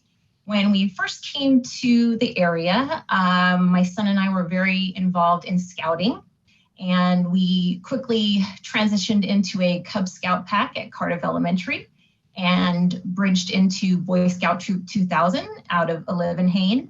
And this was a great way for us to just really quickly meet a lot of local residents, to really engage with the community during a number of scouting events. My son went to SDA and is receiving 2 associates from Mira Costa. He'll be going to university in the fall. My family loves music. We love beaches, surfing, the walkability of our community, our beautiful parks. We love coffee. We love getting a beer down at the local tasting room. We have dogs. We love hanging out and talking to our neighbors. And we love the artsy quirkiness of Encinitas as well. And I just wanted to make the most of my limited time and hopefully get through this to communicate as effectively as possible by giving you insight into who I am as a District 3 resident, my personal background, my character and the various qualities I possess. And from there, you can decide if these qualities are the ones that District 3 residents would want in a council member.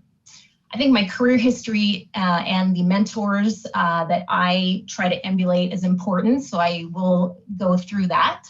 Prior to my current position, I worked for 15 years for a local guitar manufacturer, Taylor Guitars. They are an amazing local San Diego company with amazing values, and really they are driving the musical instrument industry and beyond on things like forestry, reforestation, and sustainability, issues that are far greater than building guitars. Bob Taylor was a personal mentor to me over my 15 years there. He really wants to make the lives of people better. He's very much a proponent of legacy building for the future. Taylor has developed things such as the Ebony Project in Cameroon, Africa, with a mill that they co-own, and they really are creating socially responsible and environmentally sustainable models of sourcing ebony wood through scalable replanting programs. Taylor just recently handed over its company to its employees, which are now 100% employee owned.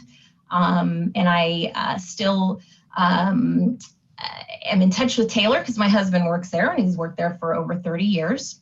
And I think it's relevant regarding the employee owned because I think it really transitions over to show that when people feel part of something, they're more engaged, and I would love to see more residents engaged and would really be willing to think of ways that could happen. As a customs broker, I worked at Taylor on very difficult projects with a number of government agencies such as U.S. Customs, Fish and Wildlife, the USDA, certainly reading, analyzing, and implementing statutes and looking for exemptions. I worked heavily with the Code of Federal Regulations. Currently, I'm the legal operations manager at Tandem Diabetes Care. It's an insulin pump manufacturer in San Diego.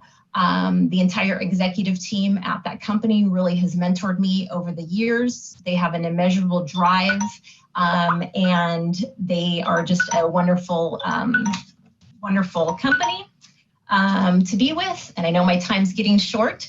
So in general, just the legal field, being a paralegal, being a legal operations manager has really helped me understand legal practices and issues such as litigation, to be able to analyze contracts, laws, statutes, legal documents, pleadings, California rules of court. And I'm about being real. I'm not trying to be something I'm not. I'm not a political figure. I'm not looking to increase my political portfolio. I am trying to lead by example, by action and not reaction. I am really a listener more than a talker. And I want to bring the voice of my local friends and neighbors through the entire in the entirety of District 3 to the council. I believe in lean initiatives such as the 5 Whys. I think it's really important to drill down on root causes and not spending time on things that aren't solving problems. I think it's important to establish upfront whether actions are wants or needs while you're making decisions. And Kelly, I'm sorry to interrupt you. That is your 5 minutes. Thank you. I really appreciate everyone's time. Thank you.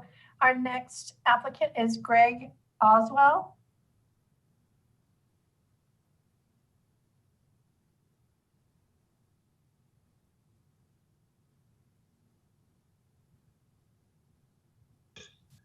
Start video. Hello. Hi. I believe you can hear me. Yes, we can. Okay, perfect. Hi, I'm Greg Oswell. I know that we're here under extraordinarily unfortunate and difficult circumstances, and I just want to say thank you to everyone for giving me the opportunity to speak here. I'm sure everyone who's an applicant feels the same way. I appreciate the 5 minutes. I'm going to do my level best to do it to be finished in under 5.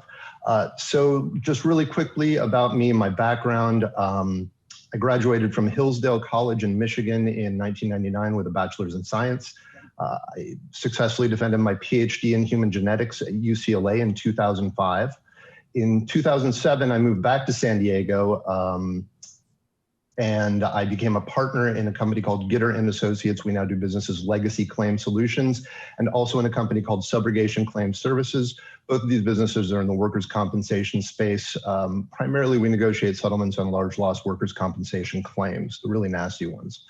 So for the past almost 15 years now, I have been an owner and manager. I work primarily in the operations and finance side, business development, and essentially C-suite activities. In 2020, early 2020, I decided to sell the majority of my business, my interest in both businesses. I believe I own 5% in each now, and start my own company. I was actually scouting locations in Encinitas, Cardiff area to open a bakery and/or wine bar, probably if possible. And then, of course, as we all know, the world turned sideways. And I decided to table those plans as there was so much uncertainty going around. That left me in a situation where I was looking, for the opportunities. And generally speaking, my belief is that the best way to provide benefit to the community is entrepreneurial. I believe that if you run business, you pay your taxes, you employ people, you do good for the community just by being there. Since I have tabled my plans to open up a business, I find that I have a time gap and this opportunity presented itself. So if I can't be an entrepreneur, I figure why not throw my hat in the ring in politics. So here I am. My skills essentially are I have a great ability to process a large amount of information and distill it down into comprehensible formats. I have management and business development experience, financial experience, running, certainly I do all of the finance and QuickBooks and running budgets for my companies. And I have experience negotiating $1 million settlements. Most importantly, I think what I can bring to the table right now as it relates to this opening is I have time. I'm putting in maybe 20 hours a week on my businesses, and that leaves me with idle hands, and I don't like that. So I have the time to commit to something like this. I feel that this type of opportunity is, well, again, not my first choice. I'm going to be perfectly honest about that. It is somewhere that I can definitely help, and I think that I would bring valuable experience to the council. I think some of the immediate issues that we need to address, just to touch on these very, very 30,000-foot view, are how we can help our local businesses in the coming months to make up for a lost year, essentially. We need to consider how can we at least consider to extend the open air seating at restaurants and open air opportunities, expand open air opportunities for businesses in general, and how we can help them function better. There's something that's just very close to my heart right here is, again, this is something that I want to do for the community. We need to take care of business because business takes care of our community. So at any rate, I think you're getting you're seeing the theme to where I'm coming from here. Longer term, I think that we definitely, the number one issue facing the Cardiff Encinitas area is the housing and development in general. We need affordable housing here. I'm not sure what the best ways are to approach that, but it's very difficult to be a business owner and have employees who are unable to live in the communities in which they work. And we need to start addressing those issues. And this is also something I also want to say about myself, is that I will definitely tell you that I don't know something. I will tell you that I am wrong when I am wrong. I have no problem admitting either of those things. What I will tell you is when I don't know something, and you can expect to hear this from me a lot, is that I will circle back with you on it. I will find out, I will get the information, and I will circle back with you. That's who I am as a person.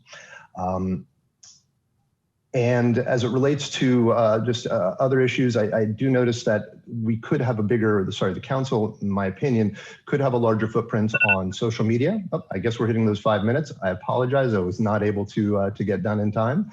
Last thing I just want to say is that you specifically requested someone who is unlikely to run in 2022. I want to get back to running business. While I don't make any promises, that is my path. That is my desire. So thank you very much for your time and have a wonderful evening. Thank you. Our next applicant is Thomas Staples.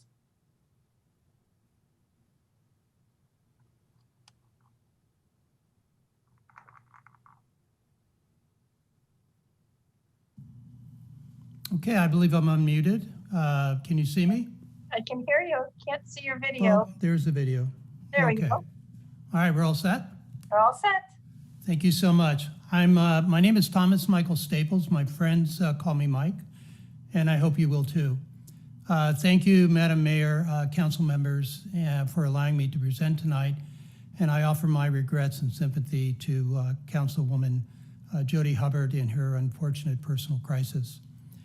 Lived in Cardiff for 25 years. My family and I, my wife Mary, my daughter Mia. Mia was born in Cardiff, attended Cardiff Elementary, Ada Harris, and then San Diego, and now she's enrolled in Syracuse University. So I guess I want to thank the Cardiff Education Group for helping us with that goal. That was terrific. I was born in San Antonio, Texas, raised in an Air Force family, lived in cities from coast to coast, lived several times out of the country. When we came back to Ohio, I attended the University of Cincinnati, and while on the campus, I was recruited by Hilton Hotels Corporation for their HPDP program. It's a 2-year program to further hospitality education and also to set people straight on a great hospitality career. And indeed, I've had a wonderful hospitality career. I've worked in Chicago, Cincinnati, Dayton, Long Beach, Springfield, Illinois, Georgetown, Herndon, Virginia, Philadelphia, Buffalo, and of course, San Diego. I list these cities because I believe that living and working in all these cities has given me keen insight to how different municipalities interact with business and community. In San Diego, I've been very active with numerous community and city associations. I've served on many committees and boards. I'm going to list the ones that I think are relative to this position. Firstly, the Responsible Hospitality Coalition. That was put together for responsible beverage sales and service. Discover PB, which is the Business Improvement District in Pacific Beach. The San Diego Lodging Association. I spent 14 years on the board, finishing as the chairman of the board. And in my leadership there, I was the liaison and advocate for the industry and the city of San Diego, and of course, Sacramento as well. Board member for the Taxi Cab Committee that was run by the Metropolitan Transit System.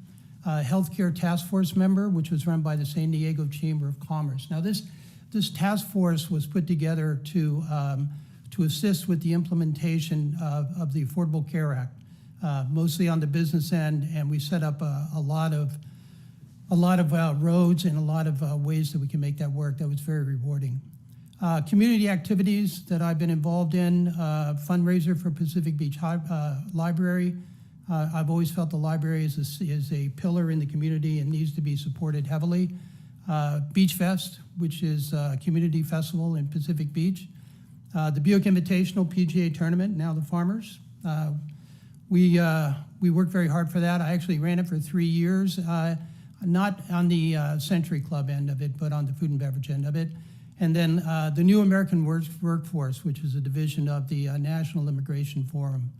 I'd like to tie some of that experience in for my Encinitas experience. Pacific Beach is notorious for having a horrible drinking problem. Back at the late 90s, the Responsible Hospitality Coalition came together, and we pulled together all of the bar owners, we pulled together the Vice Squad, and we pulled together the community, and we really hashed out the problems with public intoxication in the bars. And we mitigated a ton of the problems, and we made friends out of enemies, and it was extremely successful. Additionally, I worked with then Councilman Kevin Faulkner to eliminate the alcohol on Mission and Pacific Beach. The New American Workforce, I introduced that program to the hospitality industry, and it's a division of the National Immigration Forum. And the program is a step-by-step process for citizenship. We provided 3 to 4 meetings with counselors and lawyers at no cost to the employees. And in fact, our hoteliers, through my convincing them, even covered the application cost. It was wildly successful. In fact, it was so successful, I was invited to join the National Immigration Forum Business Roundtable at the White House in 2015. That was a pretty exciting moment for me. And now I have the time to give back to my community. And I believe my expertise and communication, negotiation, team play, advocacy, I've worked with so many council people in San Diego, I can tell you what their offices look like, not the new group, but the older group. So a few areas that I'm concerned with here in San Diego: smart growth, homelessness, beach access, and of course, COVID relief is something we need to start thinking about a lot. Mr. Staples, thank you so much for the time. Thank you. Thank you. Our final applicant is Julie Thunder.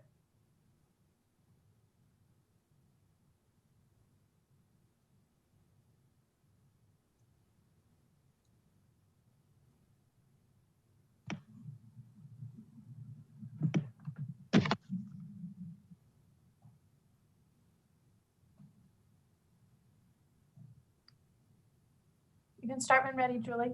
Oh, I'm sorry. I didn't know. I was waiting. That's okay. Okay. Good evening, Mayor and council members. I'd like to say hi to some friends and neighbors I see here, like Mike and Inga, and wish them and all of the other applicants the best of luck. I admire anybody who takes on a challenge like this, and each of you have been admirable for sure. Thank you for the opportunity to reintroduce myself to you, council members. It was clear to me that Jody Hubbard had a deep passion for her seat on this council, and I pray for her health. While I'm disappointed that you have chosen to appoint a replacement rather than allowing the residents to vote, I respect your right to make that decision. I care deeply about our community and would be honored to represent my district on the city council. As a registered no party preference voter, I would be the only nonpartisan voice for the issues our city faces. My mission for Encinitas is one of preservation and reasonable growth. I empathize with the thousands of people who have told me that they moved here because they fell in love with our little beach town, just the way it was. And they hope we can maintain that which is quintessentially Encinitas. My priorities would include preserving our community character, easing traffic congestion, sensible improvements to bike and walking mobility, clean air and waterways, and financial prudence. I'm uniquely qualified to fill this vacancy in 4 different ways. First, as a recent Encinitas mayoral candidate, I spent a lot of time in District 3, speaking with people and learning more about their concerns. According to the I'm thoroughly vetted I was thoroughly vetted during numerous public events and town halls. According to the Registrar of Voters, I earned more than 45% of the district vote, which included hundreds more votes than the winner of the last district-wide election in D3 received. By selecting me, you would be giving each of the 4,509 D3 voters a representative voice, which would be a tremendous show of goodwill on your part. Second, having lived in the district for more than 35 years, I have a strong understanding and a historical perspective of the issues that affect its residents. Some, but not all of these, include the Birmingham Streetscape Project, increased traffic along El Camino Real, the Chesterfield Quiet Zone, traffic and speeding on San Alejo Avenue, illegal overnight camping at Glen Park, and the safety issues on the South Highway 101 cycle track. Third, as a citizen of Encinitas, I recognize that our state housing element is one of the top issues we face. I've spent countless hours researching how other cities are responding to the state's overreach of land management, and I look forward to vigorous public debate on this issue. And as a longtime homeowner, I would represent the thousands of Encinitans like me who share my concerns about property values. Fourth, I'm well versed in a range of city issues and would govern from a place of consensus building, collaboration, and respect for others' opinions. Now, I'd like to address concerns you might have about appointing me to this seat. Since I was the opposition in the recent campaign, you may be concerned about the future discussions we could have sitting at the dais. But please don't be afraid. I examine issues from all sides before coming to a conclusion, and I believe in rational compromise. Also, I learned a lot during my campaign, and I recognize the many different viewpoints that make our city great. Mayor Blakespear has stated that she would like to choose an appointee who shares Jody's political positions. To that, I say, there really is no way of knowing what the people of District 3 want right now because we aren't holding an election. But considering that I received hundreds of more votes than Jody when she ran, this issue becomes moot. But rest easy, I share Jody's passion about the people of our district and the environment in which we live. Many people have come forward to tell me that this decision has already been made. I sincerely hope this is fake news and that this council will listen to every candidate tonight carefully and only then come to a well thought out decision. In conclusion, let's work together to unify our community instead of dividing it. I ask you, please, to reach out your hands and welcome the opinions of the citizens I represent, the other 45%. There's no reason for fear. We can do this all together for a better Encinitas. Thank you for your time. Thank you, Julie. And Mayor, that does conclude our applicants. And then we do have 13 public speakers. Okay, thank you. Thank you to all the applicants. And let's go ahead and hear from the public speakers. Okay, our first public speaker is, let's see, I don't see her, Andrea Berry, but I do not see her on the list. I do not see her signed up. We'll go to Wendy Eisen. Wendy? You have 3 minutes and you can start when ready.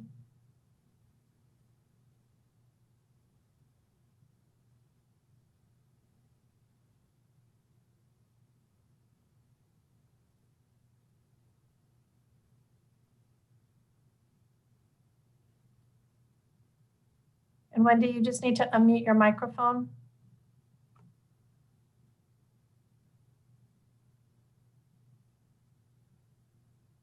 Sorry, we had technical difficulties here. She is. That's okay. Hello, how is everybody?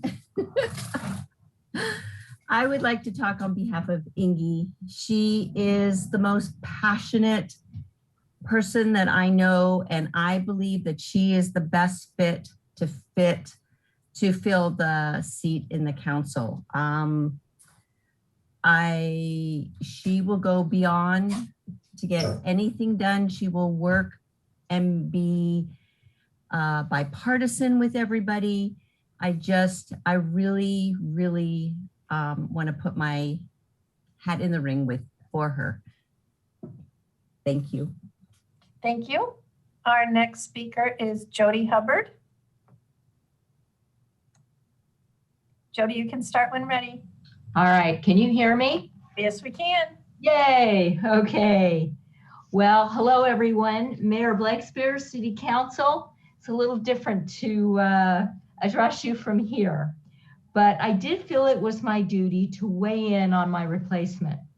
I'm very pleased with how many talented residents applied.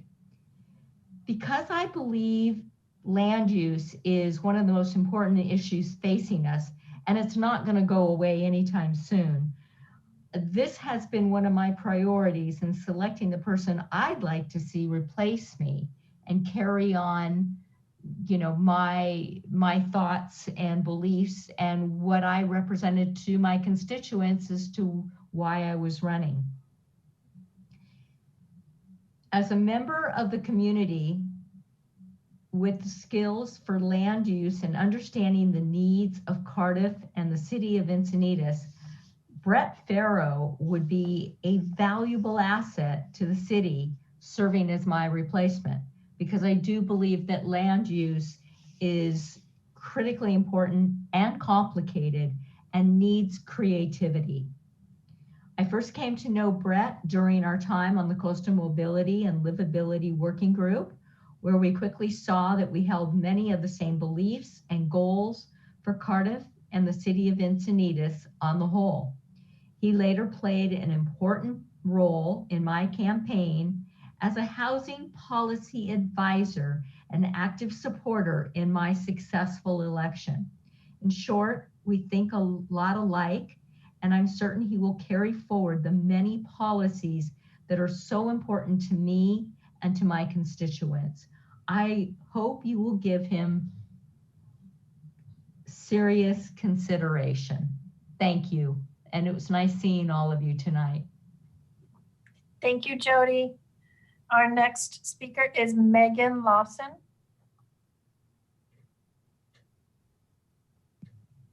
Hi, yes, can you hear me? Yes, we can. Hi, my name is Megan Lawson, and I'd like to express my support for Julia Chen here as City Council member. I was born and raised in Encinitas, and then after graduate school, I returned to Encinitas, first working with San Diego Coastkeeper, and then spending 10 years as an environmental planner and project manager at DUDAC, a local environmental firm that has worked closely with the city on numerous projects. From these experiences, I'm aware both personally and professionally of the challenges the city faces, especially as it works to adapt to climate change and grow in a sustainable fashion. Julia would be an asset to the city as it addresses these issues. Julia and I often found ourselves at the same table during her time as a policy manager for Surfrider and my time as a project manager at DUDAC. I always found Julia to be a very thoughtful and thorough reviewer of the environmental documents we'd put forth.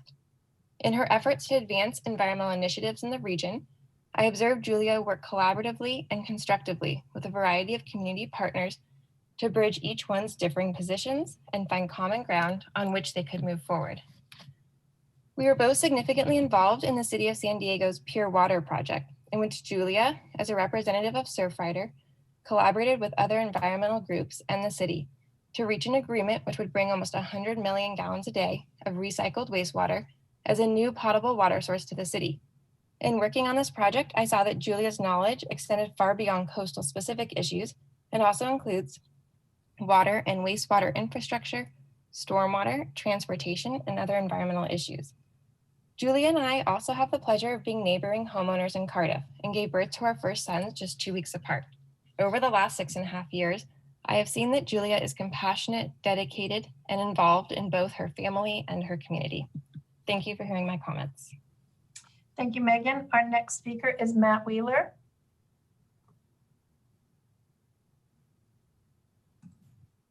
Okay, can you hear me?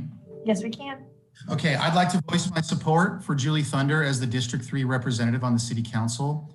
It's disappointing you did not choose a special election to give the people of Cardiff a voice, as democracy is always the right answer. The only excuse of cost is questionable given the cost of all the other projects we spend money on and the fact that we're giving $150,000 to an out-of-town artist for a mural. This cost would have been worth it. Moreover, we will now have 3/5 of the council having been appointed or originally appointed. That is a concern, especially as Councilmember Kranz himself has said appointment and incumbency are a clear path towards winning the next election. Given that we're not having an election, the next best thing you can do is appoint someone from Cardiff that we know for a fact is largely supported by residents and who happen to get a very large amount of support in the most recent election, Julie Thunder. She got 4,509 votes in District 3 in the 2020 election compared to 4,184 that Jody got in 2018. I understand Julie might not be completely aligned with all of you on every issue, but that's a good thing. Appointing her would go a long way towards combating the stereotype that this council is only interested in one type of thinking and literally votes unanimously on every issue. You can prove some of us wrong and show us you're listening by appointing Julie. I believe that diversity and inclusion are positive things, and that includes diversity of thought and opinion and inclusivity of all residents' voices. Please do the right thing and appoint Julie Thunder and give the other half of the residents a voice on the council. Thank you. Thank you, Matt. Our next speaker is Stephanie Wheeler.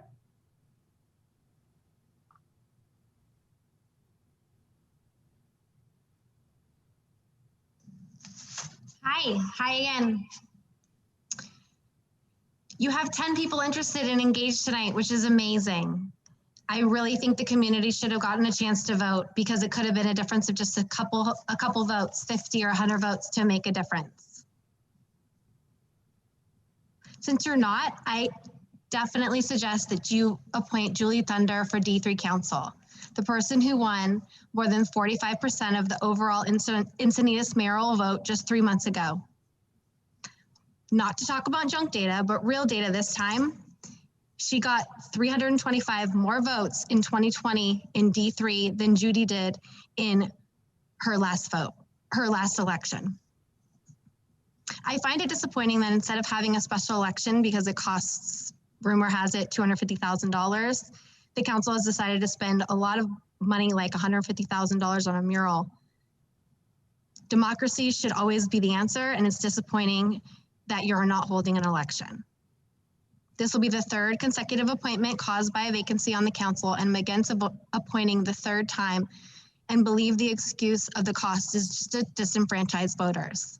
There's a law against appointing a majority of the council, and although those that were appointed were eventually elected, we all know that the power of being an incumbent, the spirit of the law is violated in this sense, and there will now be 3 people on the council that are actually more beholden to those who initially appointed them. The only way to fairly appoint someone is to not appoint one of your friends, but instead appoint the person who won 45% of the vote just 3 months ago. Again, Julie Thunder. As you know, with the close vote in the 2020 election, the city is not made up of just one voice or one way of thinking. There are people across the spectrum that have diverse views and should all be represented. There's an overwhelming need for the council to have that diversity of thought and to challenge one another and to listen to all residents. Because you care about diversity, equity, and unifying our city, then please show us you're not afraid to appoint Julie Thunder for D3. Thank you. Thank you, Stephanie. Our next speaker is Michelle Van Houten.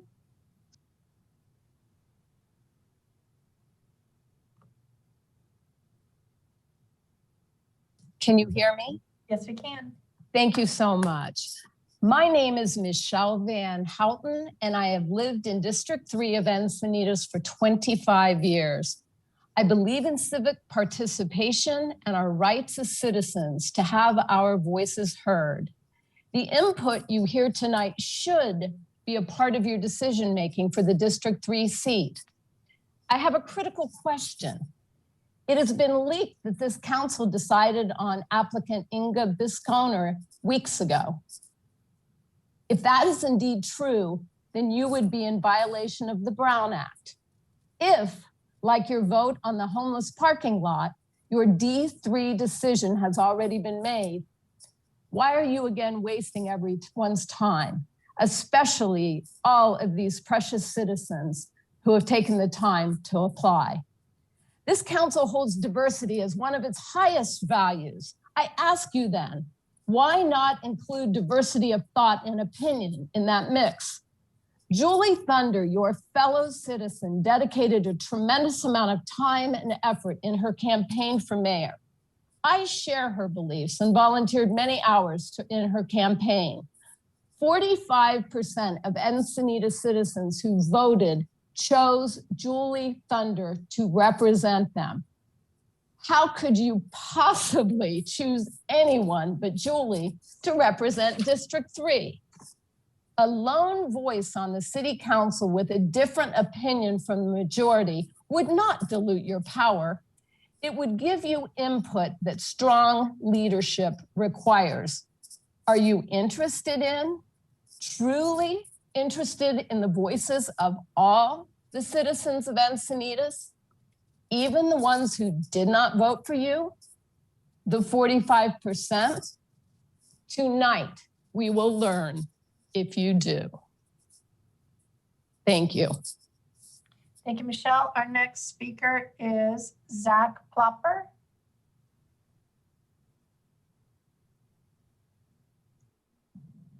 Good evening, council members. I'm Zach Plopper, Associate Director of Wild Coast and a former 38-year resident of Encinitas, Solana Beach, and North San Diego. And I'm speaking tonight to recommend the appointment of Julia Chen here to Encinitas City Council District 3. I've had the pleasure of knowing and working with Julia for over 10 years, and I can attest that she would be a superb council member. Together, we've worked on complex and challenging natural resource and ecosystem conservation projects at a local, regional, state, and even federal levels. Julia is a skilled facilitator. She's communicative, solution-oriented, and an absolute pleasure to work with. She's very experienced and versed in an array of current issues, including coastal zone management, climate change adaptation mitigation, water management, and environmental justice. And her regional relationships will really help to advance solutions to the challenges within the city, including transportation, energy, and the protection of marine life. I think Julia will be a tremendous asset to the city, and you will not be disappointed with her appointment to City Council. Thanks so much for your time. Thank you, Zach. Our next speaker is Dennis Del Rey.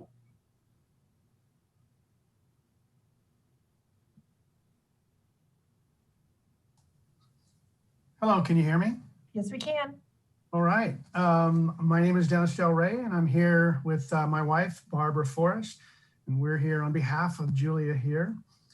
When we heard that she was trying for the seat on City Council, we were very happy to speak on her behalf. We've lived in Cardiff since the 70s, Cardiff Cove, to our present address on Cambridge Avenue, where we met Julia and Adam. We got to know Julia and loved her personality, her enthusiasm, and her passion, both with her family and her business.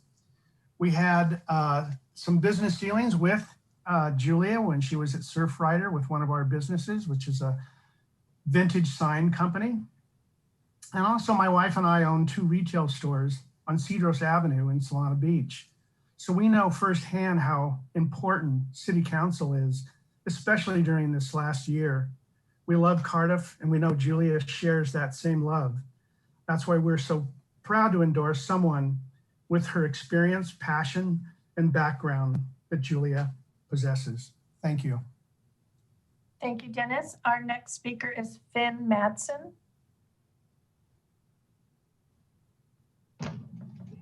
Hi, my name is Finn Madsen.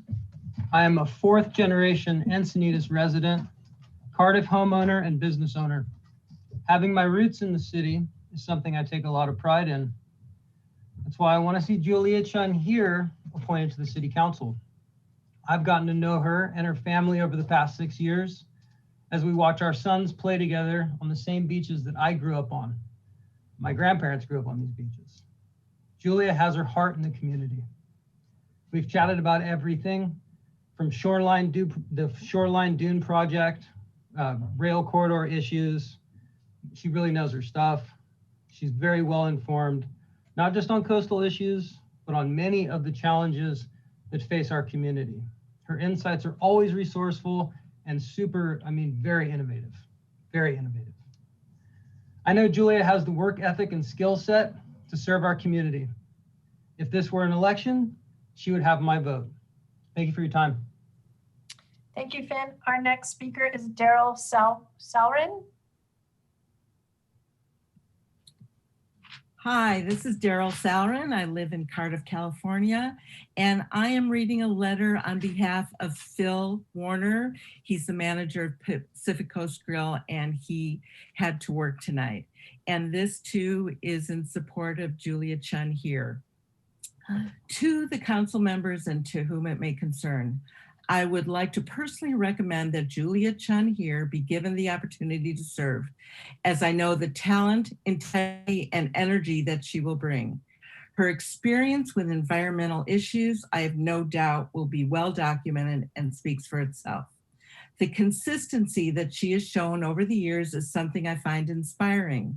She has consistently dedicated herself to things she is passionate about and has extended herself into leadership roles. It is always a win when you add someone like this to your organization or mission. I am currently a restaurant manager at Pacific Coast Grill. I got to know Julia back in 2005 when managing at Jake's Del Mar. At that time, we had the most absurdly extensive food and wine test that we administered to potential servers through the course of their training. The test was designed to humble. You are not supposed to ace it. In the decade I worked at Jake's Del Mar, I am certain that she was the only one who got 100% on that test because we would joke about it often. It may seem inconsequential to the issue at hand, but the point is, it is indicative of the way she approaches everything.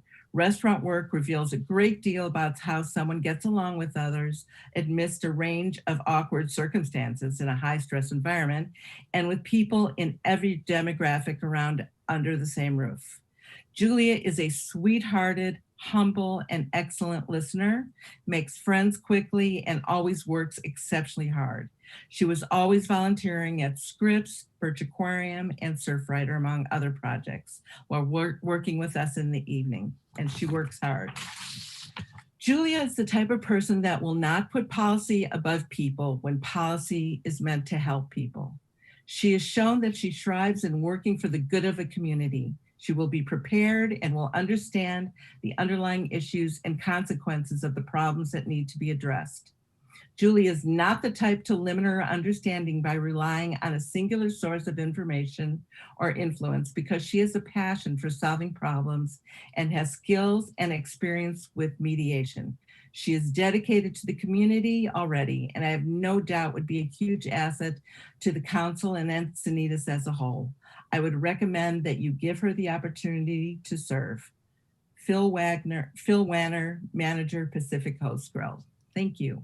Great, thank you, Daryl. And then our next speaker is Alessandro Fraschetti.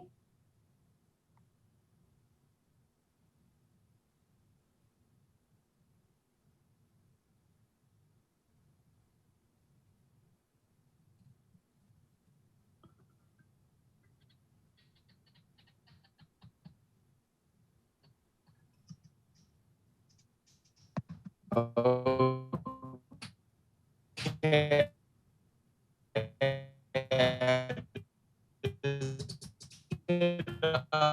Can you hear me okay? Now we can hear Hello? you. Oh, yes. Mic check, 1, 2. Now you can hear. Is it working? Oh, fantastic. Hi, good evening, council. Thank you so much for having me. I've lived in Encinitas for 15 years, and I'm calling to express my support of Julia Chen here and of the numerous call-ins tonight or this evening. I second all of their sentiments that I've heard on the call tonight. And I'd like to add the following.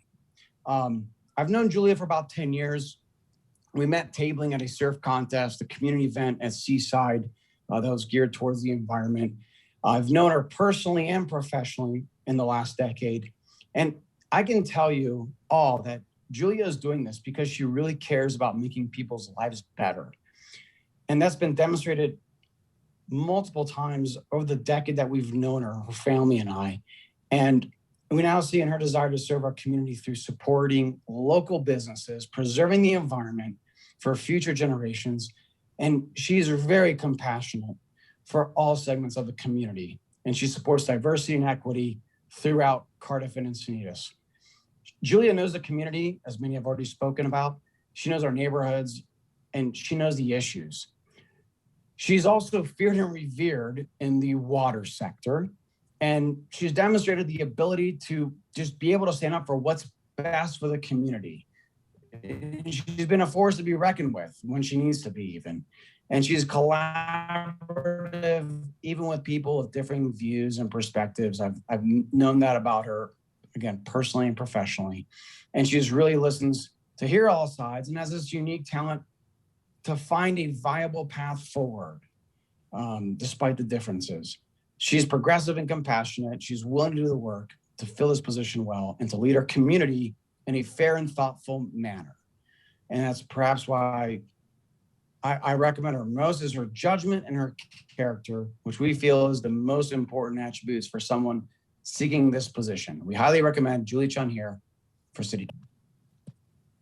Thank you very much. That does conclude. We did have one speaker, Chris Pacione, but I do not see them on the line. Let me just double check. So that does conclude speakers on this item. Okay, well, thank you very much to all the applicants.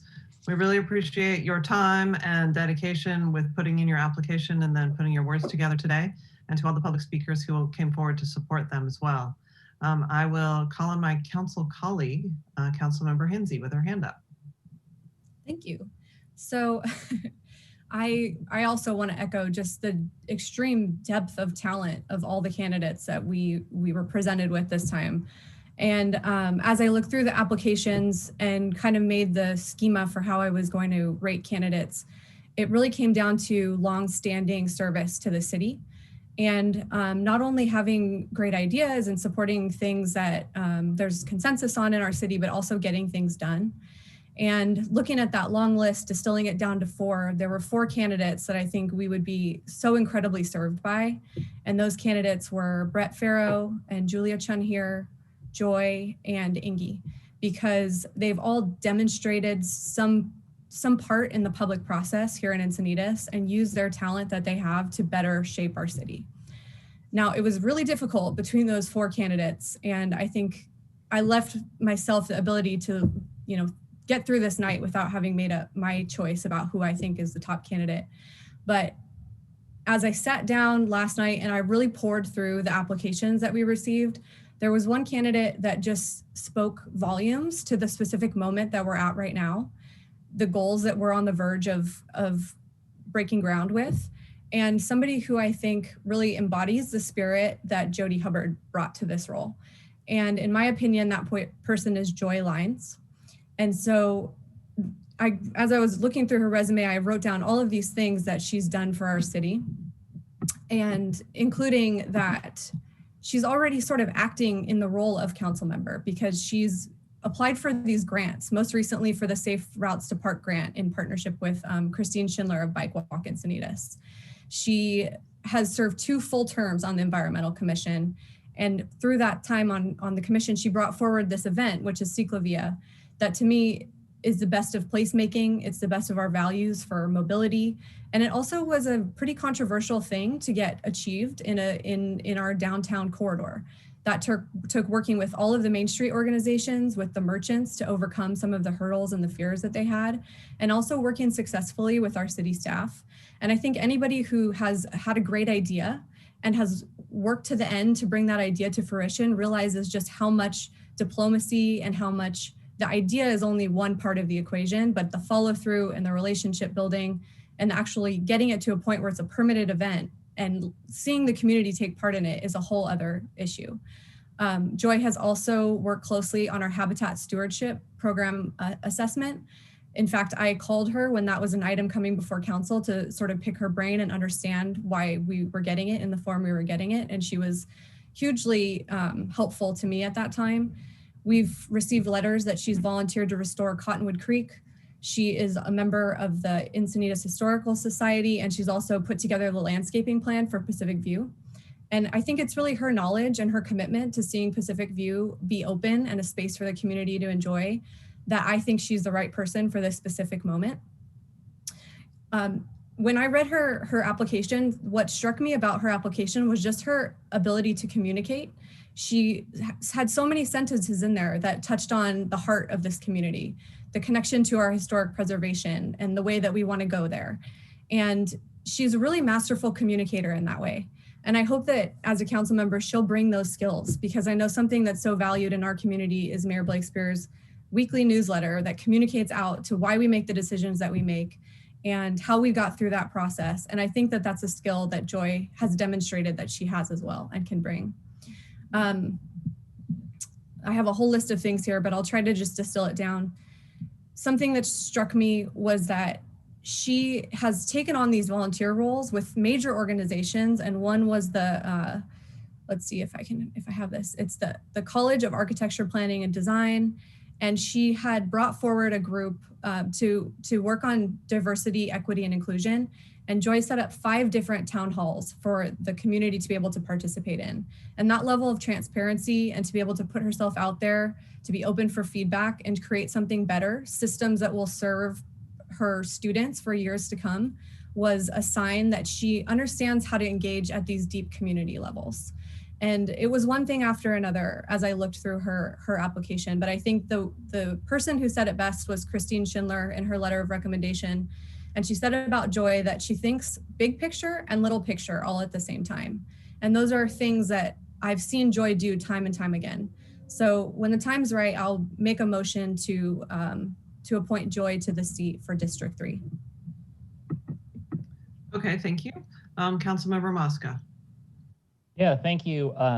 And I want to just take a brief moment to thank all of the public that has weighed in, via email, letters, telephone calls. I also, most importantly, want to thank the members of our community, the amazing members of our community who've applied not only for this vacancy, but just a meeting ago, we had 40-something residents that applied for vacancies on our commissions, and I'm always surprised by just the level of competency, the folks that apply, that are just amazing. I mean, and their breadth of education and life experience and accomplishments, and so and certainly with this vacancy, we saw it again with just the breadth of life experience. And so I just want to thank all of the folks that stepped up. This is a commitment. Those are the folks that I actually spoke with over the phone. I let them know how much of a commitment I've made and continue to make, and how much time it takes to do this job and do it well. And so for those folks that followed through, it's a huge commitment. So I think it says volumes about them and our community, that there are so many people that are willing to commit themselves and hours and make sacrifices to serve the public good. And so I thank them for that. This is now the second time that I've had an opportunity to think about this question. This is an important question. There are several important questions that I've dealt with in the last several years that I've been on the city council, and one recently with the city manager's position, but now again with the vacancy, the unfortunate vacancy of our former city council member Jody Hubbard, filling a seat on our city council. And like I said, I've had an opportunity to think about this, and there's lots of different things that I look for. But certainly I look for somebody who has a public servant's heart, somebody who thinks of the public good, somebody who I think would work really well with the city council, would achieve successes, great successes for D3, but also our city, somebody who would seek to represent the interests of D3, but think about the entire city. We're new with districts, and we really do need folks to kind of not only think about the interests of their neighborhoods, but also the interests of the entire city. Somebody that would be, somebody that would help us with the tasks that we have, somebody that would be, an excellent communicator and being able to work with the community and really communicating on a regular basis about what's going on.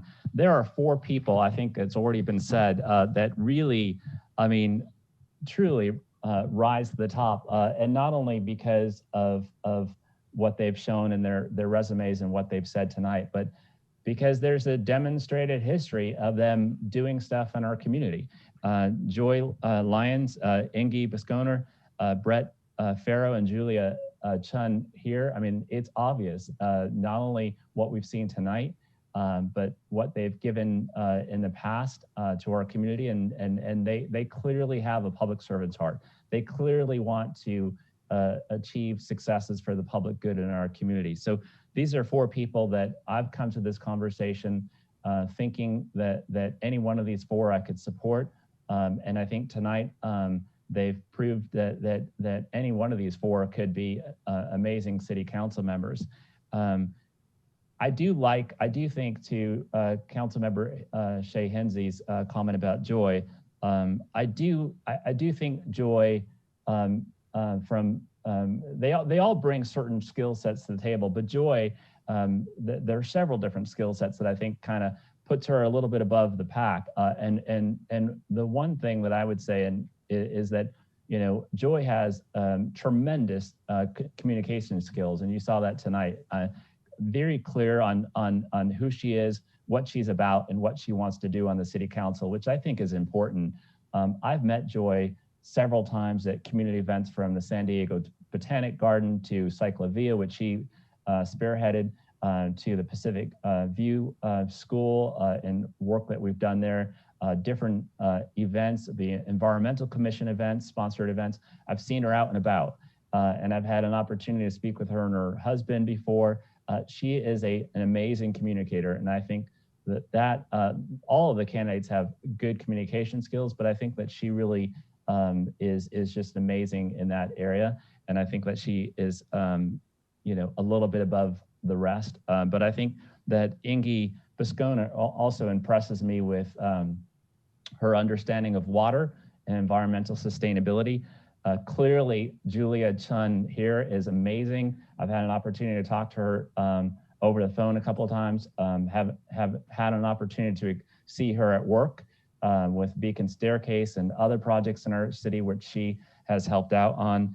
And Brett Farrow has always been somebody that I can call upon to talk about Cardiff issues. And I was, when I was on the Parks and Rec Commission, I actually was the representative with John Giada to the Coastal Mobility Livability Work Group, and got to see Brett Farrow representing Cardiff and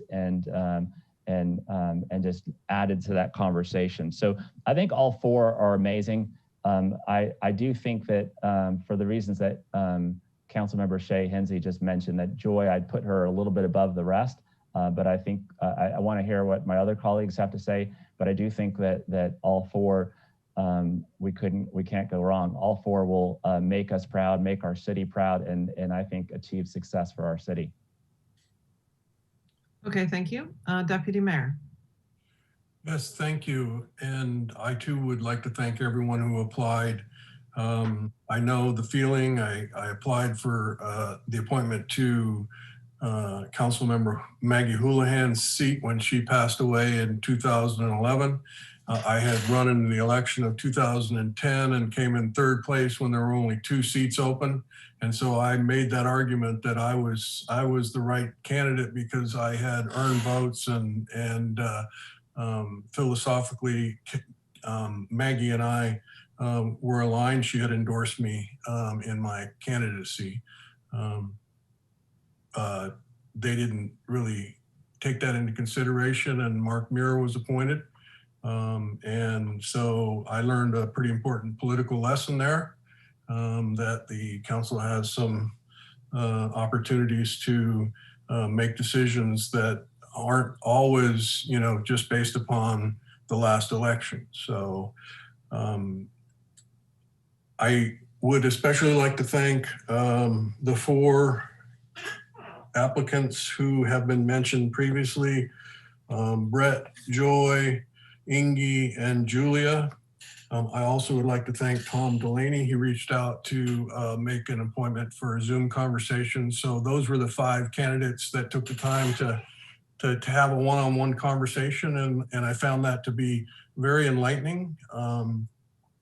I also would say that for me, slightly ahead in this of the top 4, that have been mentioned, Brett Farrow has provided me with a lot of opportunity to pick his brain and to learn from him about the issues related to land use and specifically about affordability in housing projects. And, you know, so I have great admiration for him.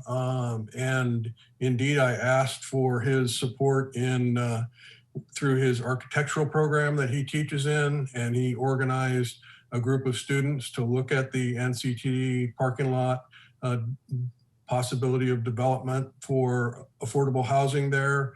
And he took that up the chain of command at his at the architectural school that he teaches at. And it was a wonderful exercise that I think contributed a lot to the ideas that may come to fruition in that area. So for me, Brett is slightly ahead of the others. And I think that one of the things that helps to put it over the edge for me is the fact that the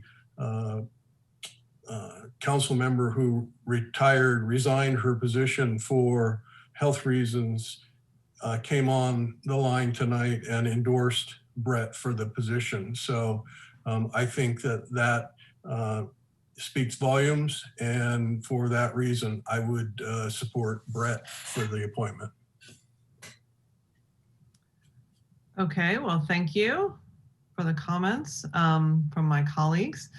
You know, I find this to be a really difficult decision. I have found it difficult all the times we've done it, and have spent a lot of time inside the applications and listening to people who communicate with us over email or phone, or on the street in the market, because who sits with us here just makes such a big difference in terms of our ability to move forward and solve problems and hear from the community and come up with creative ideas and do this job. I mean, basically what the job is that you elect us to do. And so, you know, looking at the skill set, the background that the person brings to it, and how they're able to add value where we need it, and complement the work we're doing, and also be able to work as part of a team. You know, all of those things are important. And also, you know, of course, as someone who's involved in setting the direction of what the city's working on, I want to have somebody who feels that we're going in the right direction and to help us do the things we want to do, to be a more green city, to be environmentally friendly, and to bring more equity and inclusion into our policies, and the things, the difficulties we have with housing and building more affordable housing, bringing all of that skill set. So I'm looking at these candidates, and there are many of them, the four mentioned and others, just really bring a lot of value to the job. And I do find it hard to make this decision and think about it a lot. I want to highlight some of the things that are important to me. So, you know, Brett Farrow he brings a gravitas to this that is really unparalleled. His work locally, and then his commitment of that skill to our city through the Planning Commission, through all of the many community groups that he has been on, the Cardiff 101 District and the Coastal Mobility and Livability Group. And, you know, of course, Jody's support for him, you know, that all of that makes a difference to me. And I find that all to be very compelling. And every time you talk to Brett too, he's just such an expert that it's hard not to see just a rich, deep value there. I think Indy is also an incredibly strong candidate for this position.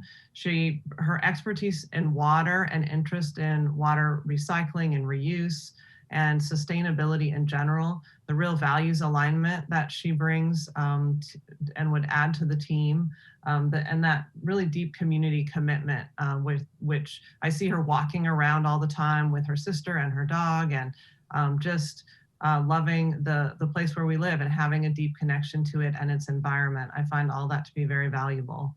And then of course, Julia as well, with the Surfrider background and her advocacy around access to Beacons Beach. I thought she handled a very difficult, contentious situation with a lot of grace and strength and a knowledge base, and I appreciated her professionalism.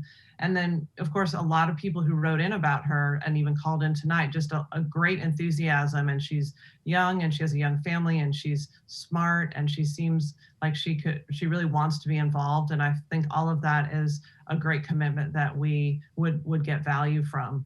The last one is the one that I'm going to support and second the motion of my colleague, Councilmember Hinsey, and that is Joy. She does, Joy Lines, you know, she seems to me to bring all of those skill sets and to be able to contribute in ways that are just really have a tremendous depth. So the Historical Society Board and the president of that, Carolyn Cope, she wrote a letter in support of her.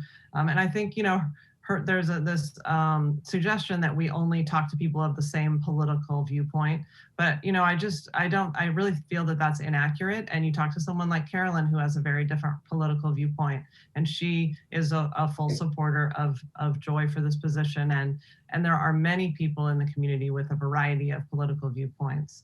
And so Joy brings this deep commitment to the city's history, but also to its current present and its struggles, and then to its future. And I think the weaving together of those three things, that history, present, and future, and it's shown with the commitment to Pacific View, with the event, the Cyclovia event, and being a leader in her profession. Her application and others referenced the many times that she has demonstrated leadership, and this job requires that. I think we have always a lot of reasons to not be leaders because there's a strong push toward the status quo. And in order to do something, I feel like we're always kind of pushing a rock up the hill. So you need to have leaders, and you need to have people who are motivated and who have vision and think about these things deeply. And I think Joy does bring that to this job. So that connection to our natural landscape, and the connectivity, the mobility issues that we invest in and spend substantial time talking about and thinking about, that's another thing that I think is really important for Joy. So I'll just say that I am heartened by the candidates because I think that we will have robust engagement from this district in the future, and that's really great to see. You know, my experience in 7 years in elected office is that there's really a fair bit of turnover. I mean, people come and go, and they run again, they lose, Tasha ran for higher office. You know, there are all sorts of different paths for people. And so there are spots that open up, and I'm heartened that we have really some great passion in this District 3. So if that was an official motion by Councilmember Hinsey, I'll make a second for that. And if you want to just give me a little thumbs up, Kelly, if that was true. Okay. And then I'll call on Councilmember Kranz, Deputy Mayor, for comments. Yeah, you know, one of the things that I was able to learn in the one-on-one conversation that I had with Joy was that she lives in a part of town that I don't really consider to be part of Cardiff. So I am a little concerned about the appointment from the standpoint of the redistricting that we're going to have to be doing here in the next year. And so it is my hope that it isn't something that this appointment then puts us in this spot where we've got to create a district that still manages to include her home on Melba, because I do think that Santa Fe Drive is the right borderline for Cardiff. So that's one aspect. You know, it's important, I think, to have that representation, a Cardiffian. And, you know, I think that Brett is, in fact, that in spades. There are others, of course, as well, but from, you know, Indy, for example, and Julia. So, you know, but I am concerned about the idea of appointing somebody that's going to create a situation where in order to carve out that person's home to put them in the district that they're theoretically going to run from just is bothersome to me. So for that, I would like to make a substitute motion that we appoint Brett Farrell.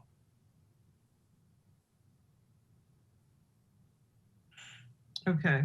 I think I don't hear a second, so that motion dies for lack of a second. But I just want to address your concern. I mean, I think that it would be unfair for us to say to someone, you're in this district, but we don't really like the fact that you're in that district, so you really are disenfranchised by not really having a district that we would see as legitimate. I'm not saying that. She applied, she's legal. I'm just saying that I sure hope it doesn't bind us when it comes time to make a district that's right. We know why that part of the city is in District 3. It was because Mark lived, over there, and we wanted to make sure that every council member wasn't competing against one another. So I get that, and she's definitely taking action according to the laws that we currently have on the books. But we're going to be redistricting. I would prefer that we just went back to being all at large, because I didn't support districts to begin with. But it is an issue that I think that is going to be important in the year ahead when we do the redistricting. Yeah, I mean, I think from my perspective, the districting is always, if you're going to take from somewhere, you have to give to somewhere else. And the boundary could, I mean, to me, it's not at all clear what will happen, especially given the fact that there may not have been really any substantial population change. So, I mean, the way that I look at that question is that it's entirely unclear, and that there's no reason that district wouldn't stay the same. I mean, maybe it would move, maybe it wouldn't, but I certainly don't feel like we would be bound to keep her or any of us, anybody who's in a district because of where they lived. I mean, I actually think that that's now expressly prohibited as part of the redistricting rules. And some of them are even done completely blindly. And I don't think we haven't started the redistricting yet because the census data is not out. So we don't exactly know, but I expect that this would be a fair process and that there wouldn't be any preferencing that would go on. So, okay, I see that we have a motion and a second, and so why don't we go ahead and vote? Okay, Councilmember Hinsey? Yes. Councilmember Mosca? Yes. Deputy Mayor Kranz? No. And Mayor Blakespear? Yes. Motion carries with Councilmember Kranz voting no, and so Joy Lyons has been appointed to fill the District 3 City Council seat. Okay, thank you. Does the council want to move on to the next item, or do you want to have a couple-minute break, or are we good? We have some folks that have been hanging around for a bit. So if it's okay with you guys, if you want to just kind of stretch while you're there, but I'd like to kind of move forward. Okay, let's do it. Let's keep going. Thank you again to everybody who applied and who spoke, and we will move on to the next item, which is, let me get back to the agenda here.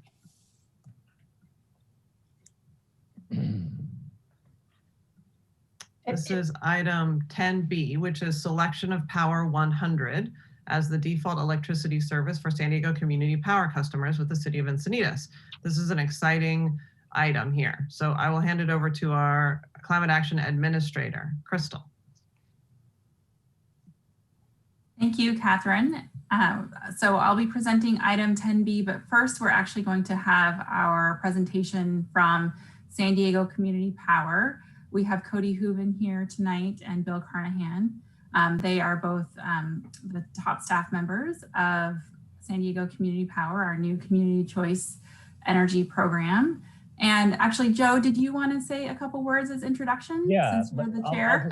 I'll just say a few words and just kick it off. I am so excited that this item is here and now. As your representative to the San Diego Community Power and the chair of San Diego Community Power, the first chair and this existing chair of the board of directors for SDCP, San Diego Community Power, I'm excited that we're at this spot. This has been a long haul for us. It was a while ago that we first started talking about community choice energy program as a strategy within our community choice, within our climate action plan. We formed a subcommittee to look at this. Then we entered into negotiations with San Diego and some of our member cities now. We formed a joint powers authority. We have now put together an agency. We've filled out an amazing team, and that team is still coming together.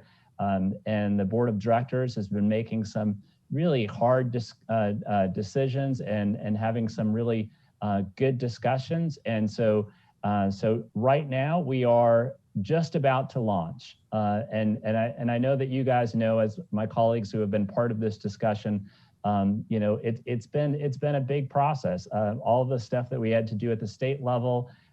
And so we've jumped every one of those hurdles, and we are now at the point where we're ready to launch our program. And you'll recall that we're going to be launching this program in 3 phases. The first phase is we're going to launch all of our municipal accounts, followed by with our quasi-governmental accounts, followed by our commercial industrial accounts, and then on to our big part of our customer base, which is the residential accounts, which will probably be launched sometime in early part of 2022.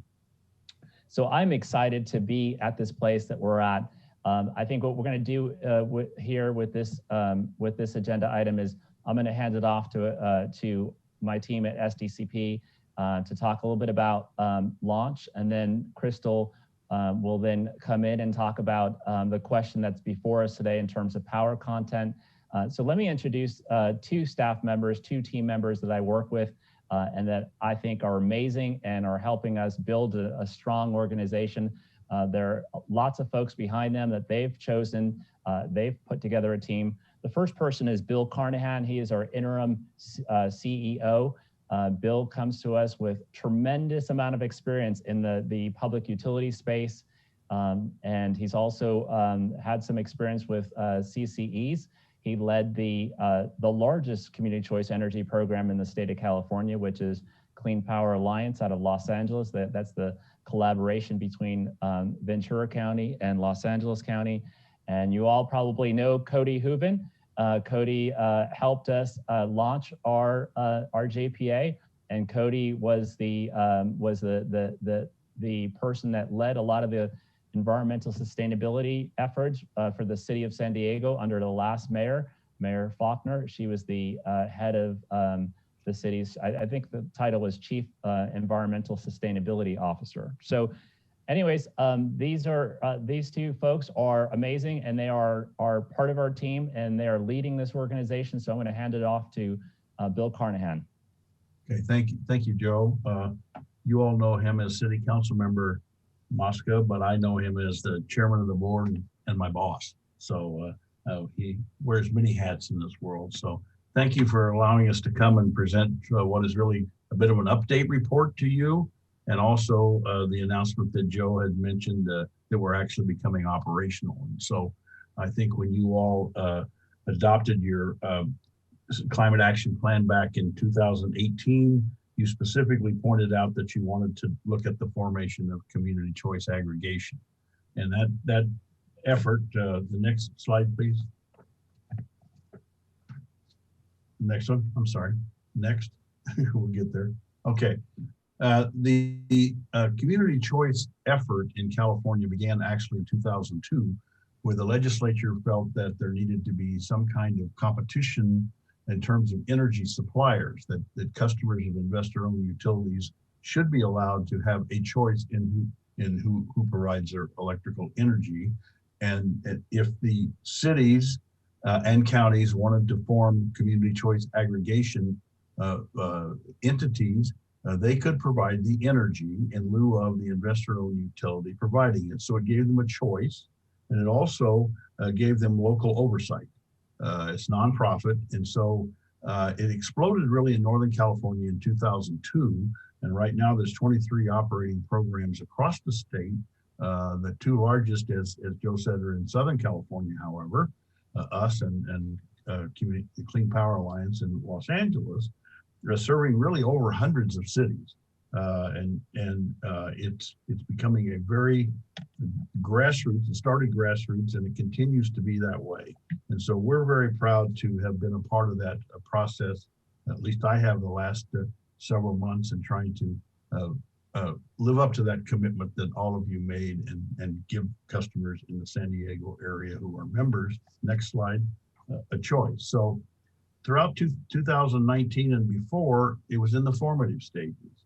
And then actually between 2019 and today, really, we have been in the startup mode. We've been actually, as any business, it has to be started. It had to be started from scratch. It required all kinds of details that needed to be taken care of and planning that had to be done. And so that's been taking place for the last several months, such that in March 2021, we will actually begin service, and we'll be celebrating that next week. That implementation will take probably about a year. So 2022 will be fully operational. So who are we? The entity that was formed is San Diego Community Power, and there are 5 members, as you probably know: Chula Vista, Encinitas, Imperial Beach, La Mesa, and of course San Diego. Joe is on the board and is our chair. We've also had lots of support from the other cities as well, and your HR department, Tom Bukowski, has been helping us staff up. You'll see the plan for that in just a moment, and we're very appreciative of that because we certainly don't have the expertise to advertise our jobs. We're putting a lot of emphasis on hiring locally, having diversity in our mix of staff as well, and so we are relying on the experts to help us do that, and we appreciate that. Next slide. So our goals are basically fairly straightforward, and they're, as you might expect from an entity like us. Our goal is to have 100% renewable energy by 2035 or sooner. That's a total entity. You can actually day one, when you're eligible, take 100% renewable energy from us day one if you want to. You don't have to wait. We want to offer competitive rates at all times. We want to help our members achieve their greenhouse gas reduction goals. We want to prioritize local, and the emphasis, as you'll notice all the way through here, is local. We want to prioritize local renewable and distribution energy resources. We want to demonstrate local economic benefits, local workforce development, and innovative energy programs. We also want to promote investment in communities of concern and programs centered on economic, environmental, and social equity. And of course, we want to be fiscally sound. Next. It took a lot of help financially. Like any startup, we had a lot of expenses and no income, and so there had to be a financial plan put together. And the city of San Diego was sort of the original seed for that, providing staff as well. Cody, who many of you know, came from the city of San Diego staff, and we're proud to have her now as a member of our staff. And we also had some private folks contribute to that, and then we were able to get a bank loan to complete the process, which we're just now tapping because we're in the energy business now, and that's a very costly venture. So next. As I won't go through this again, Joe mentioned the 3 phases that we're going to unveil. I will mention something that probably will be a little bit of a surprise to folks, and that is our commercial and industrial sector is actually 60% of our load. Now, you don't think of San Diego as being sort of an industrial area, but you know, the small businesses and the larger businesses and institutions are really very, very large and contribute 60% of our sources. The residential sector we expect to have almost 700,000 customers when we're finished, and it's contributes about 40%. Next. You don't have to read this. The blue boxes here, this is our organizational chart for the next 2 months, 2 years, I'm sorry, till the end of 2022. And so we are in the process now of staffing up. The red boxes are the ones we're out on the street, soliciting folks to apply. I would tell you that if you have anyone that you think might at all be interested in any of our positions, go to our website. We're advertising on the website. We would love to have lots of candidates locally. So check the site often. It will be changing because this is a 2-year plan. We're adding a couple of people per month so we can integrate them into our operations going forward. Next. Again, the focus is on the community and local. We have formed a community advisory committee where there are 2 members from each of the member cities on that. They are our eyes and ears within the community. They're advisory to the board. We encourage them, if they hear good or bad things about us, to let us know, and we'll carry it on. You have 2 members. Gary Johns and Tara Hammond, who's also vice chair of the board. She's been very active in our efforts going forward. And so we're glad to have them. They will be an integral part of our operation. I try to meet with them monthly if I can when they meet to get their input, get a sense of what's on their mind. And they have a report. They give a report at every board meeting as to what they're looking at, what they're seeing, what they're feeling. And so we're very, very glad to have them.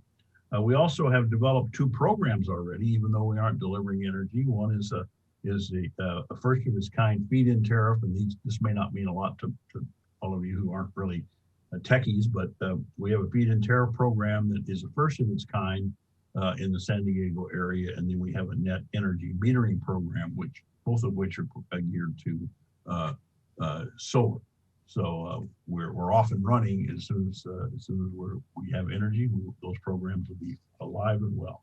So with that, I will turn it over to Cody, who will talk to you more currently about what we're doing and starting up. And we appreciate all the support you all have given us. I find it to be delightful to be here and see the cooperation, and very impressed with your meeting tonight. Thank you for inviting me. Thanks, Bill, and nice to see you all. Thanks for having us here on a long night for you all. I'll run through our startup activities and just get you up to speed on what we've got going on now as we move forward to launch.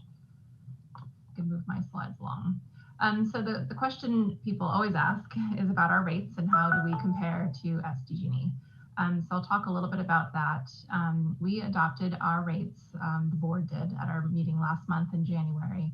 And they're posted on our website and done in an open public meeting. And we have rate schedules that align with SDG&E. So we felt that would make it easier for our customers to kind of crosswalk between where they are with SDG&E and where they land with us as far as the rate schedule goes. It also allows for some compatibility with our billing process on the back end to make sure we sync up appropriately and smoothly with SDG&E. Over time, we hear a lot of feedback that we would love to see simplification of those rate schedules because there are dozens of them. So that's something that we could consider in the future. One other question we often get is how we calculated our Power 100 portfolio product offering. And that's simply a rate adder. So every rate schedule has a 3/4 cent adder to allow for an opt up to 100%. So when we talk about rates and how we compare, we like to talk about kind of the whole package of what you're getting. So another area that's really important and pretty significantly different is the renewable content that we offer. So we are launching just our base product is a 50% renewable product with an additional 5% greenhouse gas free power. So that makes a total of a 55% carbon free portfolio. That's just the default product offering. And that's for cities like yours and others, customers that are using that product, automatically your carbon footprint goes down as a city. So when you're doing your carbon reporting, this is going to be really helpful to you. And you'll see that SDG&E's 2019 portfolio is at 31% renewable. So you'll see for the value that customers pay, they're getting almost a 20% increase in renewable power. And a comparison of rates themselves. This is a bit of a complex exercise, but we looked at both of our products, our Power On product and then our Power 100 product. And then where we really compete with SDG&E is on the generation side. That's what we're offering as a service. So for commercial industrial customers and those that are really digging into their power bills, this is really important to them. And so on a generation comparison at our base product, we're about 6% cheaper than SDG&E this year. So again, you're getting a higher renewable content for a slightly lower cost. Those that just look at their total bill, they're going to see a slightly smaller decrease just because there's other fees that apply to all customers. And then for the Power 100 product, generation rates are on par with what you would have paid if you stayed with SDG&E and got nearly 70% less renewable power. So that's, for this year, that is pretty impressive, we thought, at least. It is really important to know that when we talk about being competitive, we do think of it as more holistic, of higher renewables, more community-driven investments, and hopefully a comparable value. And this is just showing what a resident would see on their bill. So a sample bill at a sample residential energy use. For their base product, it's $87.92. And should they opt up to 100%, or should they be defaulted into 100% product, it's less, it's $2.20 something cents higher to be fully 100% renewable delivery. So we make also functionality on our website really simple. So should they want to move back and forth between these two products, they just log in and click on a button and enter their account information, and they could change their options. And as Bill mentioned and Joe mentioned, we're launching in 5 days, I believe, which is pretty exciting after all this time. So we've been doing a lot of work to communicate with our customers and make sure they know who we are and what we're doing and that we're out there. We completely refreshed our website. It's in multiple languages and has, as I mentioned, functionality for customers.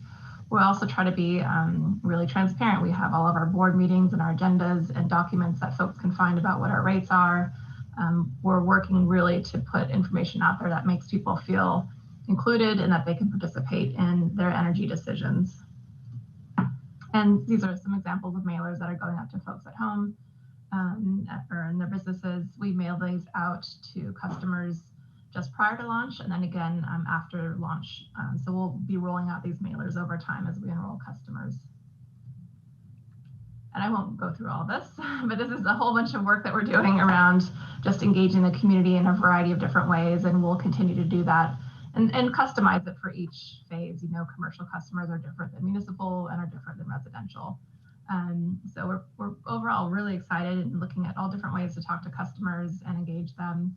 Social media, of course, is one way we do this often and frequently, and hope that you help us get the word out by using our social media accounts. And with that, I think we're happy to take any questions. Thank you for your time. Well, thank you so much. What is the residential launch date? The phase one is the governmental. It's March of this year. Commercial industrial is June of this year, 3 months apart. We currently have scheduled the residential rollout for basically reasons and time of year reasons for actually about June of 22. However, we're looking now at phasing and starting at phasing in January or February so that we actually can commence the residential offerings less than a year from now. So that's our current schedule. The board still has to certify all of that. We're going to be doing that in April, but that's the current plan. Part of that, Catherine, is that we SDG&E had rolled out their customer information service system, and so we really need to work with them in terms of when we're rolling this out. And so we're still working with SDG&E on the rollout of the residential, and so we may actually break that down a little bit further, and so that this is an action that's going to come before the board soon. But we're going to try to launch that as quickly as possible in early 2022. Okay, so just to summarize what both of you just said, it's currently set for June of 2022, but you might move it up to February of 2022. That's correct. Okay. Actually, May of 22, but May. Yeah. May, not February. Okay. No, moving it's May, not June, and moving it up to February. The date that we would complete that phase is in the latter part of the year. We'll start it around January or February, and it'll probably be 3 or 4 months in the full rollout because there's 700,000 customers that have to get rolled over into their system and become customers of ours. So it's a fairly daunting task, really.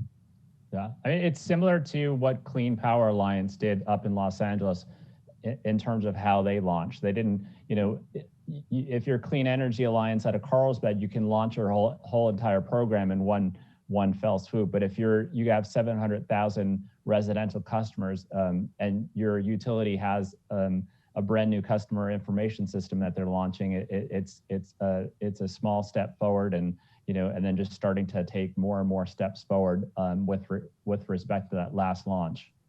Yeah. Well, I'm totally thrilled by this, and I'm particularly thrilled with my chair our chair, your chair, who's my council colleague, and also the professional staff, Cody and Bill and all the other people and all of the other cities as well. And I'm just over the moon that your default product that we are going to have here in Encinitas is 100% renewable. I mean, from the beginning, that was what I saw as the biggest reason to do this. There were a lot of other benefits too, but getting more quickly to a renewable reality for our energy sources in Encinitas was the primary goal here. And I feel like we made the best decision going in with the city of San Diego and other cities to become a large enough ratepayer base to be able to support the infrastructure that's needed and the lobbying that's needed, and then being able to offer this to our community. So it just really has been going tremendously well. And you all deserve a huge pat on the back and a big hug and a big kiss and say thank you for all you're doing for us. I'm totally thrilled by this. Wonderful, thank you. Thank you for the kind words. Yeah. So do we have public comments on this? So we still also have Crystal. So that was kind of the presentation by SDCP on as to the launch, but Crystal also has a presentation as to the question that's before the City Council. Yeah, aren't we going to make a decision with a vote? Yeah, so we need to have discuss a resolution if we want to do what the mayor just said in terms of 100% renewable as the default when we launch. Then there's a resolution that we have to consider, and Crystal's put the presentation together for us. And then just in response to the mayor, we do have 2 public speakers. Okay, well, let's go through all the staff presentations, then we'll have the public speakers, and then we'll have action. So my presentation is very short. Thankfully, SDCP did a thorough summary of what they've been working on and what the rates are and what the structure is and what they're offering. So the item tonight is the selection of Power 100, which is the 100% renewable power option from SDCP as Encinitas' our community's default electricity service. And that would be for the community and also for the city's municipal accounts. And so there's a resolution that would be passed to get this to happen. Next slide. And so just to circle back to the beginning of where we started from our climate action plan, this is our 2012 greenhouse gas inventory, which is our baseline inventory. And as you can see, 25% of our emissions come from electricity. So that's kind of what we're after in terms of reductions. And the climate action plan goal we had that's related to what SDCP is doing is to achieve 100% renewable electricity by 2030. That's what's in our cap. So if the action is approved tonight, then we would actually be transitioning to 100% renewable 9 years earlier than what our climate action plan says. And the next thing I wanted to show, my computer's delaying. Okay, so this is the same chart, same table that Cody showed, but I think it's a really good one that really summarizes the comparison between the Power On offering, the Power 100 offering, and then it compares those two to SDG&E up here. So this is kind of summarizes the choice that you'll be making tonight is if you want to go forward with what the rest of SDCP is doing, the base rate would be the Power On rate, which is 50% renewable. If you want to take the recommended action tonight, it would be to have Encinitas' base offering to be the Power 100 offering, which is the 100% renewable offering. So as Cody mentioned, moving to Power 100 as the base rate, customers would not see a significant change in their bill. It would be roughly similar to the cost of power that they would be receiving from SDG&E if they stuck with SDG&E. And a couple other things I wanted to note, Cody and Bill mentioned when the phasing, and so the phasing for the choice that you're making tonight, the default rate would begin in phase 2. So phases 2 and 3 would begin at the Power 100 default rate for our community. And so that would be the commercial and the residential ones. And then our own municipal accounts, those would be opted up by SDCP on the back end. And then secondly, I wanted to just make sure to remind you that customers at any time can opt down or opt out. So even though they would be opted in to SDCP at the Power 100 rate, they can always opt down or opt out. So it's still a choice for them. And then lastly, just to mention that these rates up here, this summary here is an average. So the percentages could be slightly different depending on the tariff that each customer has, but this is a good summary. And that's really it. Here's the item in front of you again and the recommended action. And I will take any questions, or Cody and Bill can take any questions and leave it to you guys to discuss. So thank you. So why is it that 100% power, or sorry, Power 100 is the default in phase 2? Why isn't that the default right now in phase 1? It's because of the timing of the billing system. So there wasn't enough time, as I understand it, because it's so complicated on the back end, they needed more advanced notice. So what will happen is there's actually just a handful of municipal accounts that are going in phase 1. There's actually a good number of municipal accounts that are going in phase 2 as well. So the remainder of those municipal accounts that are going in phase 2 would be lumped in. So, and Cody and Bill, correct me if I'm not getting this all completely accurately, but that's my understanding, is that it's the phase 2 that this default rate would start. Go ahead, Cody. I was just going to say that actually phase 2 is only 2 or 3 months away, so it's not a long wait anyway. But so who's in phase 1? Is the city of Encinitas?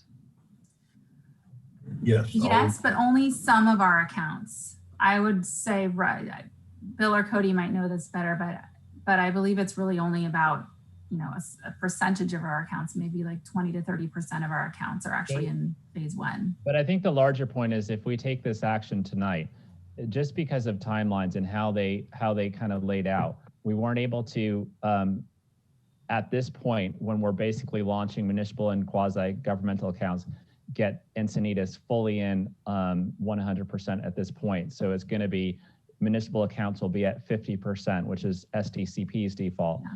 But we'll get it up to 100. If we take this action tonight, we'll get it up to 100% as soon as possible, yeah. which is very shortly.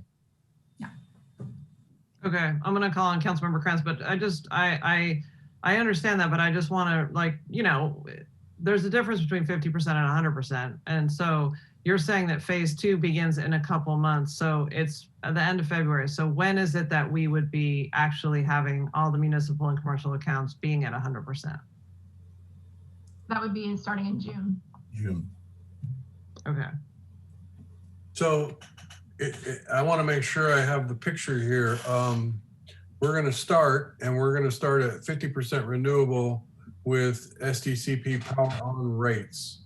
And then a couple of months later, we're going to, without any action by the customers, their rates are going to go up. And because they're going to be opted into the Power 100. Is that how it works? Cody or Bill, do you want to make sure that? Sorry, it's hard to figure out. Yes, that's how it works. But to be clear, in phase 1, which is launching next week, you only have some municipal accounts in there and maybe 3 or 4 businesses in your city.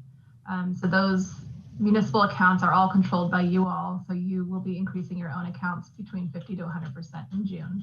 The rest of your commercial and industrial customers, they don't launch until June. So they're going to start at the Power 100 rate. The bulk of your customers will start at the Power 100 rate.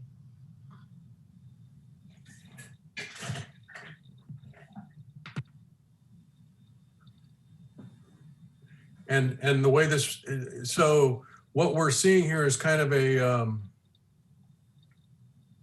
we're seeing the numbers and we're kind of getting a sense of you know, the benefits, obviously the increased renewable up to 100%, even at the power on, we're going to end up with more renewable than SDG&E. That's great.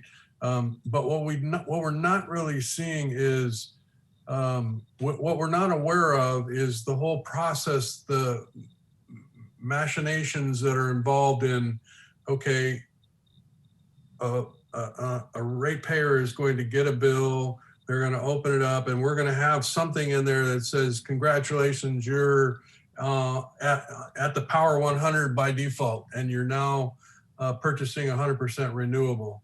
And if you don't want 100% renewable and you want your bill to go down, you can go to 50% renewable using the power on. And if you want it to go down even more, or wait a minute, no, you know, or you can default. When does the customer get to know how they opt in and how they opt out and what their optability is? That's an excellent question. And the mailings and whatnot that Cody showed you at the end slide, we're required to give 2 notices to all the customers before service begins, explaining what those options are, you know, what all is going to happen. And then after the start date, we give them 2 more after that. So they will get a total of 4 spread over about a 4-month period, explaining all this situation, when they started, or when they're going to start, when they start, after they've started, and all they have to do is go on the website if they want to opt back down from 100 to the base. It's very easy to do, or opt out. All of that will be in the mailings that they get. It'll be separate from just a bill. You know what I mean? Right, right. And ultimately, they would have to work and want to pay more in order to go to buying the energy, the electricity from SDG&E. Am I reading this table correctly?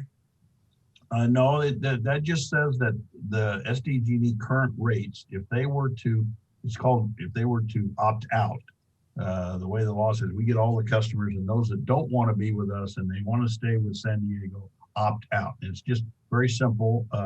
You know, you can do it online, and then they will go back to SDG&E at SDG&E rates. But they could theoretically get a break in their electricity costs if they went to 50% renewable power on.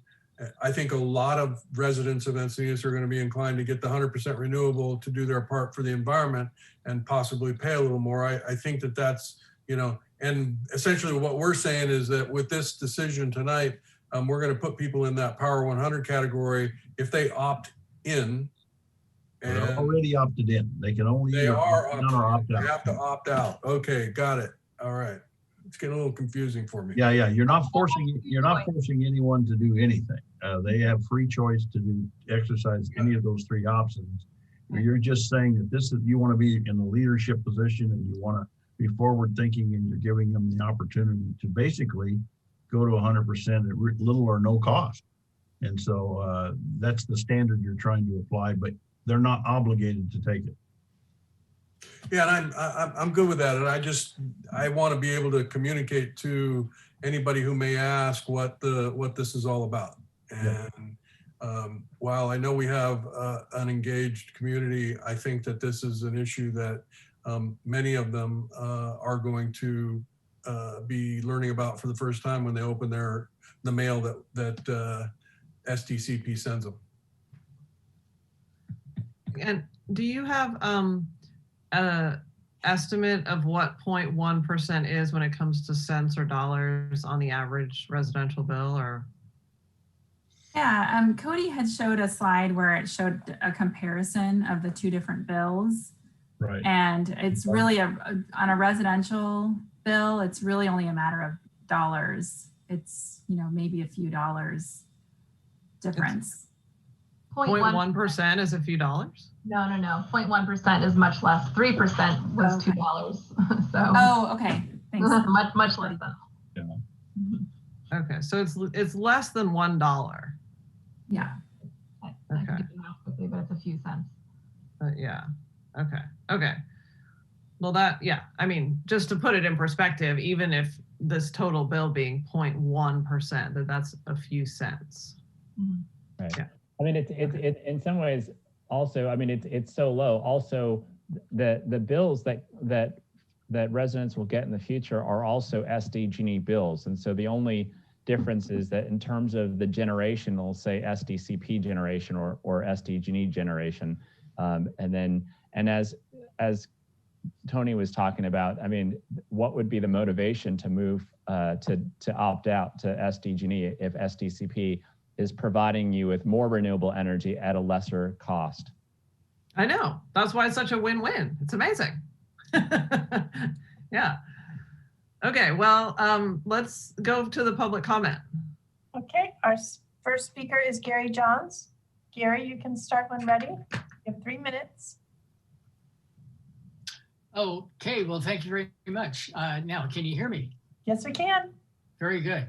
Well, Mayor Blakespeare and council members, thank you for this opportunity to speak to you in support of the launch of San Diego Community Power, and that's happening on Monday. My name is Gary Johns. I am a resident of New Encinitas, and my thing for the last 5 years has been to make community choice energy a reality here. And now San Diego Community Power is a reality. Well, I really liked that presentation. It was a great presentation, and it shows the benefits that we all will have as a result of this program. Bill mentioned this, and I want to emphasize it, that San Diego Community Power formed a community advisory committee whose members are representatives of SDCP's 5 member cities and their diverse citizenry. The purpose of the advisory committee is to have a direct channel of communication between SDCP and our residents, businesses, and schools. And I'm proud to say that I am one of the Encinitas representatives on the advisory committee, and I would like to acknowledge and thank Council Member Joe Mosca for appointing me. And like Joe, I'm excited. SDCP is developing programs that will benefit everyone, advocate for us at the California Public Utilities Commission and in the state legislature, and create a cleaner and healthier future.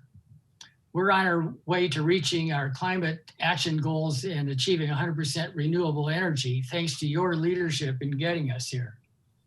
As an advisory committee member, I want to provide Encinitas, anyone in Encinitas with the best information on SDCP and its program rollout. And I want to hear any questions, concerns, or requests for more information that anybody in town has. To do that, I want to give out some contact information. I can be reached by email at garyj.cceinfo, that's garyj.cceinfo@gmail.com. And I'm on Facebook as Gary Johns. And I always have to say this, my last name is spelled J-A-H-N-S. Well, that's all I wanted to say. Just wanted to introduce myself. Thank you very much. Thank you, Gary. And then our final speaker is James Wang.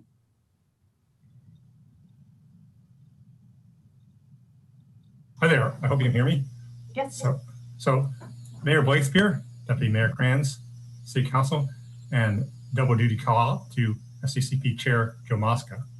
First of all, big congratulations for making SDCP happen, because it was in 2015 that I proposed to the Environmental Commission that we should look into CCE. Then, as you know, is a series of many hurdles, each of which had to be crossed to reach the next, and thanks to you, they were. So now, after 6 years, I could not be any happier to see that next week, with the flip of a switch, we'll have community choice. So, kudos to all of you and to everyone for SDCP, because you are bringing to us not only cheaper and cleaner energy, but also transparency. And if that weren't enough, bonus points for this proposal for making Power 100 the default choice for Encinitas. It's the quickest and easiest way that we as a city can cut our greenhouse gas emissions. We, the world, are far behind where we should be on climate action. We are, in fact, in a climate emergency that we need to act on now. We need to make a lot of hard choices in the future but this is an easy one. So go ahead and let's pick the low-hanging fruit first. Let's continue to show other cities what they can and should do. So thank you very much. Please approve this resolution. Thank you, Jim. That concludes speakers, Mayor. Okay, well, I'm excited to make a motion to approve this recommended action. So Councilmember Mosca. I'll second that motion. And if I can, I was remiss in part of my duty here is which I just remembered when Jim said a few words, which is that this was such a large task, and it's not only myself and Mayor Blakespeare on the subcommittee, but it's Deputy Mayor Krantz and Jody Hubbard, former council member, Kelly Shea-Hinsey, who's my alternate on the board, Tasha Burner-Horvath, who sat on the city council previously. It's all the former members of the Environmental Commission, current members of the Environmental Commission like Jim Wong, who have been at this for a while. The Climate Action Campaign with Nicole Kapritz and Matthew Vaskalaskis. Our local Sierra Club, North County Sierra Club, San Diego Sierra Club. There have been so many people that made this possible and have helped with this lift, and tons of people down further south. That I'm not going to name everybody, but I do want to just thank everybody. This isn't just one person. This is a number of people coming together, believing that we need to move the dial on 100% renewable energy, that it's up to us at the city level to make sure that we're cleaning up our environment because this is a existential threat, climate change. And so we're doing our part. We're moving the dial, and the action that we take tonight is going to send a signal to the market that this region, this city and our region needs and wants more renewable energy. So we need more projects in our region, and this is going to send the proper signals. Yes, and our amazing climate action coordinator, Crystal Nahara. So Yes, I hope Crystal. that you mentioned her as well, or you need, or you intended to. Yes. And Mark Deline, who's also a very serious, intense thinker who has helped out in so many ways. So thank you to Crystal and Mark. Yes, Councilmember And Krantz. Tom Bukowski, who's been an amazing HR director. There's a lot of people. Yes, and Karen Brust, who as city manager led the team to get us to Yes. Is there ever a damn finish line? That's what I want to know, because this thing has been going on forever. I remember when I didn't have so much gray hair, and Lisa Schaefer and Mark Muir were the first subcommittee to explore this. And, it's just been kind of put one foot in front of the other and just keep going. And we're finally to the point where my power line is going to bring in CCA energy, and I'm really excited about that. I will say that table that has the percentages of differences and things like that, it's a little bit, we need to be a little careful with that, because everybody's got a little different, if you have done the right thing, which is to electrify your house more than others, then you may end up in tier 2 or tier 3 of the electric rates. And, I don't know where we're at to tier 2 or tier 3, but anyhow, bottom line is I'm very excited, and I think this is the right default with Power 100. So I'm proud to support this. And thanks, Joe, for all your work too. Oh, you're welcome. Thank you for appointing me. Okay, let's go ahead and vote. Okay, Councilmember Hinsey, Yes. Councilmember Mosca, Yes. Deputy Mayor Krantz, Yes. and Mayor Blakespeare. Yes. Motion carries unanimously. Okay, great. Thank you to that team. Exciting. We're going to move on because we want to try to move through the rest of this agenda in an expeditious manner. So next. Congratulations. Yes. Thank you. So the next item is the update on the stop sign notification policy. I will turn it over to Mr. Barr. Do we have public speakers on this, City Clerk? We did, but they're no longer on the line. Okay. Good evening, good night, Council, Madam Mayor. We don't have any members from public. Yes, this report was written by our engineering specialist, Ian Barr. here tonight helping council and public with this item as much as I can. As you know, this item was originally brought to council about, I want to say 2-3 months ago, when we had this always stop control approved at the intersection of Euless, Hillcrest, and Andrew. At that point, Traffic Commission voted unanimously for an always stop control. City Council looked at the proposal, approved it. The second reading of the ordinance went through. Staff were in the process of installing those stop signs where some residents in the community, mainly the ones adjacent to those future stop signs, noticed that there is something going on. They asked us about it. The initiation of that stop sign was because a few residents expressed concern and asked the city to evaluate the safety at the intersection, asked us to check the sight distance and the gap and the maneuverability of the intersection. By our standards, we evaluated it and the stop signs were found warranted. So that's why those immediately adjacent to the intersection residents were not aware of what's going on.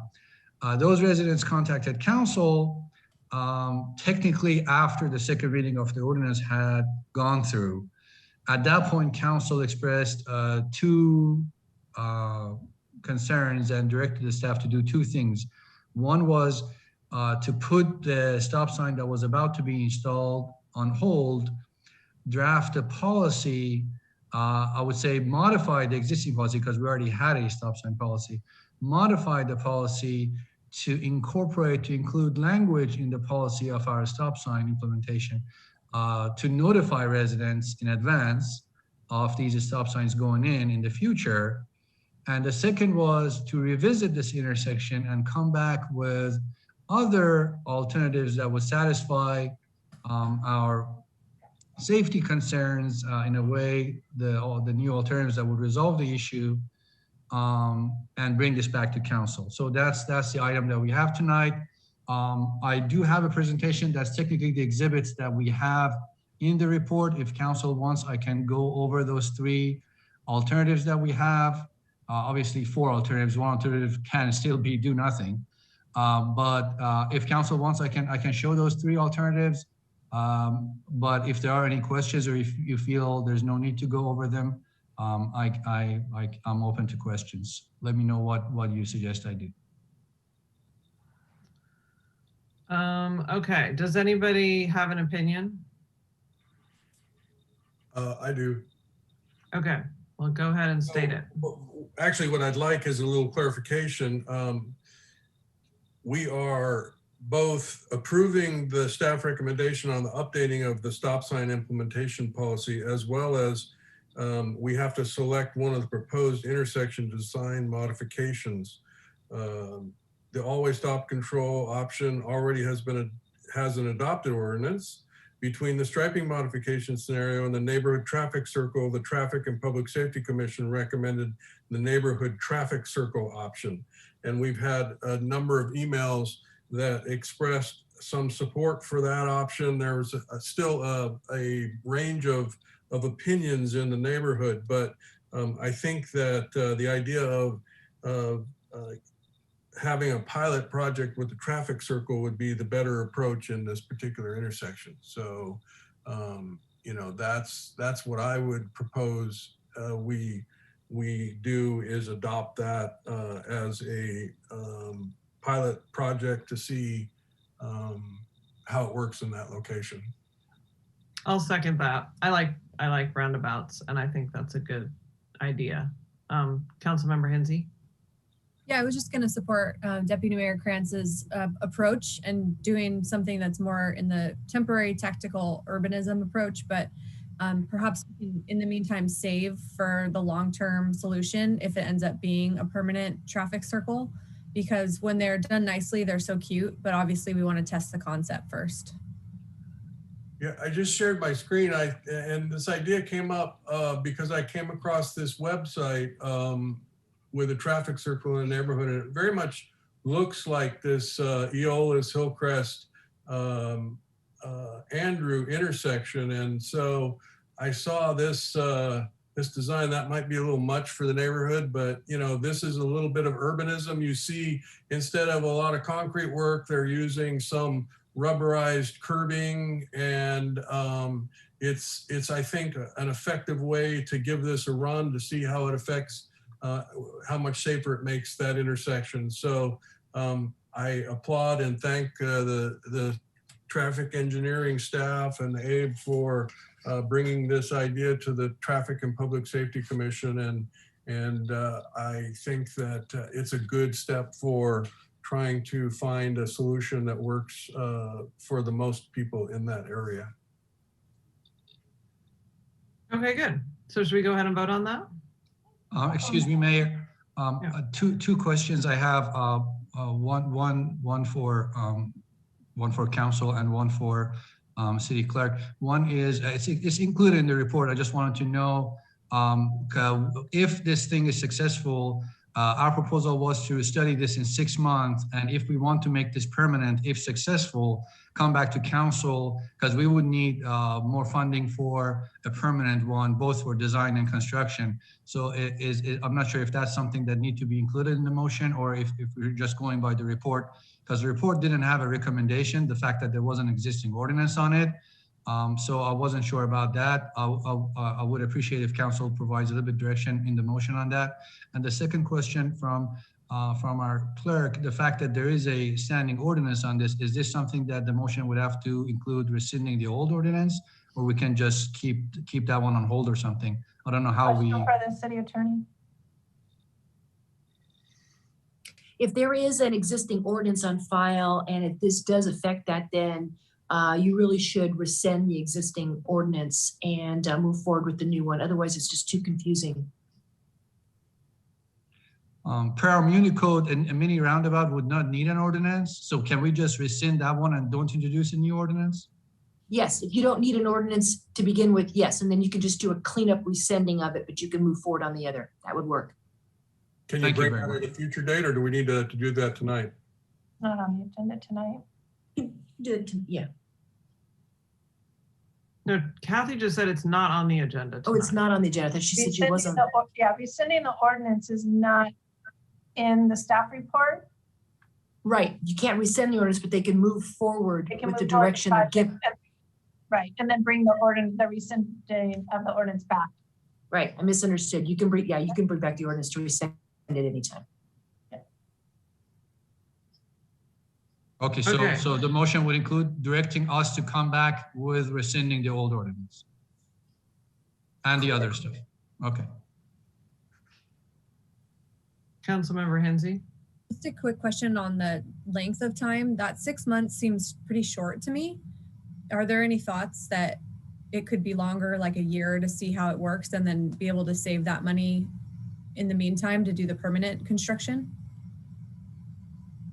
I think we would know pretty quickly whether it was going to work. So, you know, and then the question about making it permanent is, you know, what we're going to need to look at is, you know, what the proposal is for construction and what's acceptable and that sort of thing. So, you know, I think that 6 months to a year, is that a comfortable range for you to support?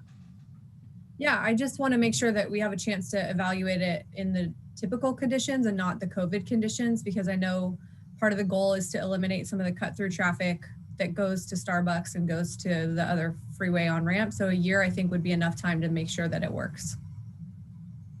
Okay. Councilmember Mosca? Yeah, I can live with that too.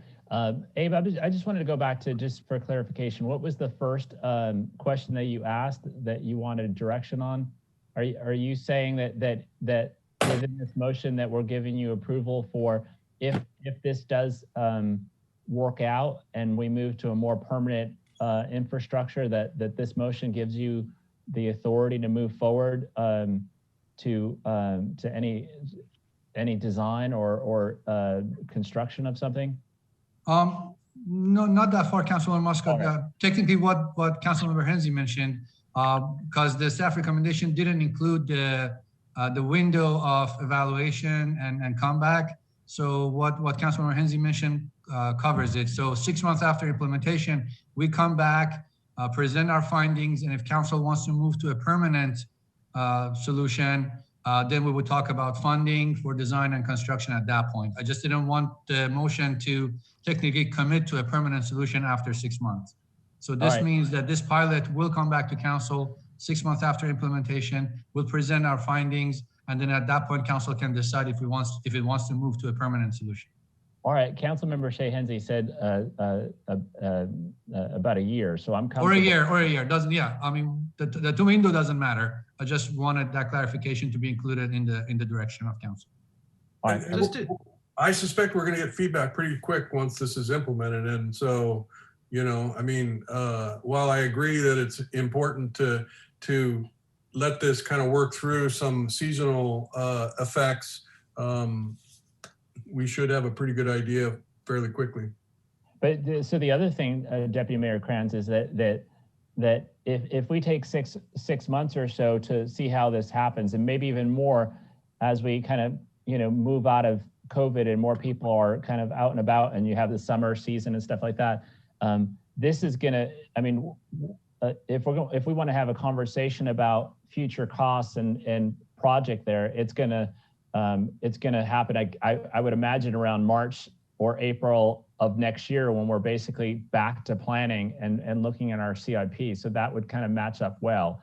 That if we bring it back and there's a bigger project that's necessary, we can then tackle it within our CIP March of next year. Yes. Okay, so let's just leave it at 6 months to a year. Does that work for everybody? So that we can leave ourselves the discretion to manage this and we don't have to work it out to the day right now. So the motion, is everyone clear on the motion and feels comfortable? Abe? Yeah. Yes. Unless Abe has more questions he wants to resolve. Abe, are you, okay. No, yeah, my understanding is we proceed with the pilot, we implement it, 6 months, 9 months after, when we feel comfortable that things are back to normal or it's reliable enough to evaluate, we'll evaluate it. We come back to council, present our findings, and we decide at that point if we want to continue with the permanent solution. We'll talk about funding for design and potential construction. Then we'll also come back with another council item for rescinding the old ordinance. Abe, could we put a rider for Rancho Santa Fe Road? Okay, let's vote. Councilmember Hinsey. Yes. Councilmember Mosca. Yes. Deputy Mayor Kranz. Yes. And Mayor Blakespear. Yes. Motion carries unanimously. Okay, thank you. Thank you, Abe, for sticking around. No worries. So we have our very last item, which hopefully won't be too long, is delivery fee caps. And we do have one speaker. On that item? Yes. Okay, let's go ahead and go to the public speaker. And make sure he's still here. Yep. Our speaker is Justin Siegel. Justin, you can start when ready. Hi, thank you, Mayor Blakespear, council members. My name is Justin Siegel. I live over on Melrose Avenue. Former Marine officer, and I'm currently going to school for my master's in public administration at the University of Pennsylvania. If we've seen one thing from the big food delivery apps over last year of COVID and the forcing through of Proposition 22, is that they don't care at all about local drivers or local businesses.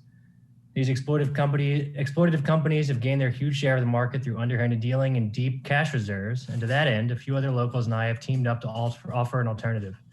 Encinitas Eats seeks to be the first food delivery platform built from the ground up to serve the unique and dynamic needs of local restaurants and businesses while taking care of the people making the food and doing the driving. Specifically by not taking a commission from each sale, paying the drivers what they're worth, and allowing people to tip the back-end staff that are actually making the food that's getting delivered. I ask that everybody is looking at a new way of doing food delivery in Encinitas to please check us out online at encinitasEats.com and reach out to me if you're interested in working in any capacity to help us bring out the best of local Encinitas businesses to loyal local customers efficiently, cost effectively, and safely.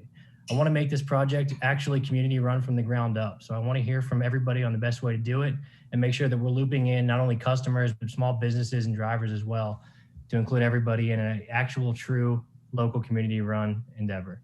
Thanks. Thank you so much. Oh, sorry. Go ahead, Kathy. Oh, no, I was just going to say thank you. And that's our only speaker. Okay. Yes, thank you so much. That's great. And we're thrilled that you're here and you're working and that you've called in and are elevating that. So thank you very much for that commitment. So this is a council member item from me and council member Hinsey, and it's prompted by our restaurants and particularly the E101 board and our local downtown restaurants who would like to have some help with the predatory pricing from some meal delivery companies, not the one who just called in, of course, but others. So the recommended action is for staff to return with an emergency ordinance capping the fees charged to restaurants by meal delivery companies at 15% of the menu price of the delivered items. And I am aware that this is something that's being floated at the state level. But as we saw with the plastic bag ban and other things, you never know what happens at the state level. So I don't think that we should wait on this. It's something that is only an emergency ordinance. So it would expire at the time that the governor's emergency ordinance terminates. And so, it's not this is not a forever thing. So I think it would help our local businesses, and it's something that we could be responsive to our community in the face of COVID. So that's why it's being recommended from my perspective. I don't know if you'd like to say something too, Councilmember Hinsey. No, I don't have much to add other than that I spoke with a lot of business owners and asked if there was anything they felt we were missing or should be aware of. And pretty much the answer was no, and that they would just like to see this implemented as quickly as possible. Okay, thank you. Councilmember Mosca. I became first familiar with this issue when getting food from a local restaurant who I really kind of support. Our family loves their food, loves the restaurant. And they said, they let us know one time, don't order over that app because they actually take out 20%. And we're making very little. And they had mentioned, why don't you just come on in or just call us up? And so I started going in because of the fact that so much of their profit, which was dwindling, was going toward delivery. And there was really no way for them to get that out to the customer. And in some cases, when I was looking into this, some of the restaurants are actually just about doing, making the food for free because they want to basically save their customer base because they feel like, that they're going to lose all of their customers. And you see this throughout Encinitas with a lot of our small businesses that are bending over backwards to make sure that they keep their customer base and they don't want to lose that customer base. And so I think it's so exploitive that we have these businesses that are charging, astronomical amounts, and in some cases eating right into the profit margins of some of these small businesses. And so I've seen other cities that are doing this, and I just think that it makes the most amount of sense. The cap it at 15%, and within the executive order of the governor's executive order, it seems like we have the ability to do this, and it makes a lot of sense. And so I definitely support having that ordinance come back to us. Well, great. I'm thrilled to hear that. Thank you. Councilmember Kranz. I have a question for the city attorney. Is this something that requires an emergency ordinance as opposed to, given the declaration of an emergency and we still have the emergency operations center in operations? Is this something that the director of emergency operations could order? This is something within the discretion of the emergency of operation, given the fact that you have an emergency order right now. I think it's brought to you as an alternative for you to also say you want to move forward with it, but it would be within the authority, in my opinion. Well, I guess the question is, if we all agree that this should be implemented and she has the authority, is it possible to take the action at this on this item to direct the director of emergency operations to issue the order? Yes, that's possible. Well, let's do it. What about we won't take any action? She just hears us all saying that's the direction that it ought to be. If I were her, I might want to have a vote. Well, let's just direct it. I mean, it's already on the agenda, so. Yes, right, but do we vote to direct it and just give her that? I guess she could always point to the video and say, look, you guys all said so. I do have one question for the city attorney. I seem to recall that that you had previously indicated that it would be better to do it via ordinance. And tell me what I'm missing. Well, it can be done by the director. When the director does it, you really don't have as much as of a recitals and articulation of why the emergency is happening. When the council does it, they have before them all the reasons that they believe it's urgent and it needs to happen in order to reduce the basically emergency of COVID in this particular time, and why this helps that emergency, that this ordinance does that. So it's more of an evidentiary reason than an actual legal authority. Evidentiary reasons are good. We're not aware of any litigation that has resulted. This has not really been tested, but I believe you're on sound ground. But having all the recitals that would be in the ordinance would always be good to have. Well, part of the reason I asked the question is that I'm interested in expediting this action. And so I would not have any problem directing giving the direction to implement it by the Director of Emergency Operations, and then bring back an ordinance for future reading, and we go through it that way as a backup, just to kind of tie it up with a bow. But I'm interested in as quickly as possible taking action to allow restaurants to retain more of the earnings from people that are ordering food from them. And so that's my big interest. And I appreciate the mayor and Councilmember Hensy for bringing this forward. It can certainly be on a parallel track.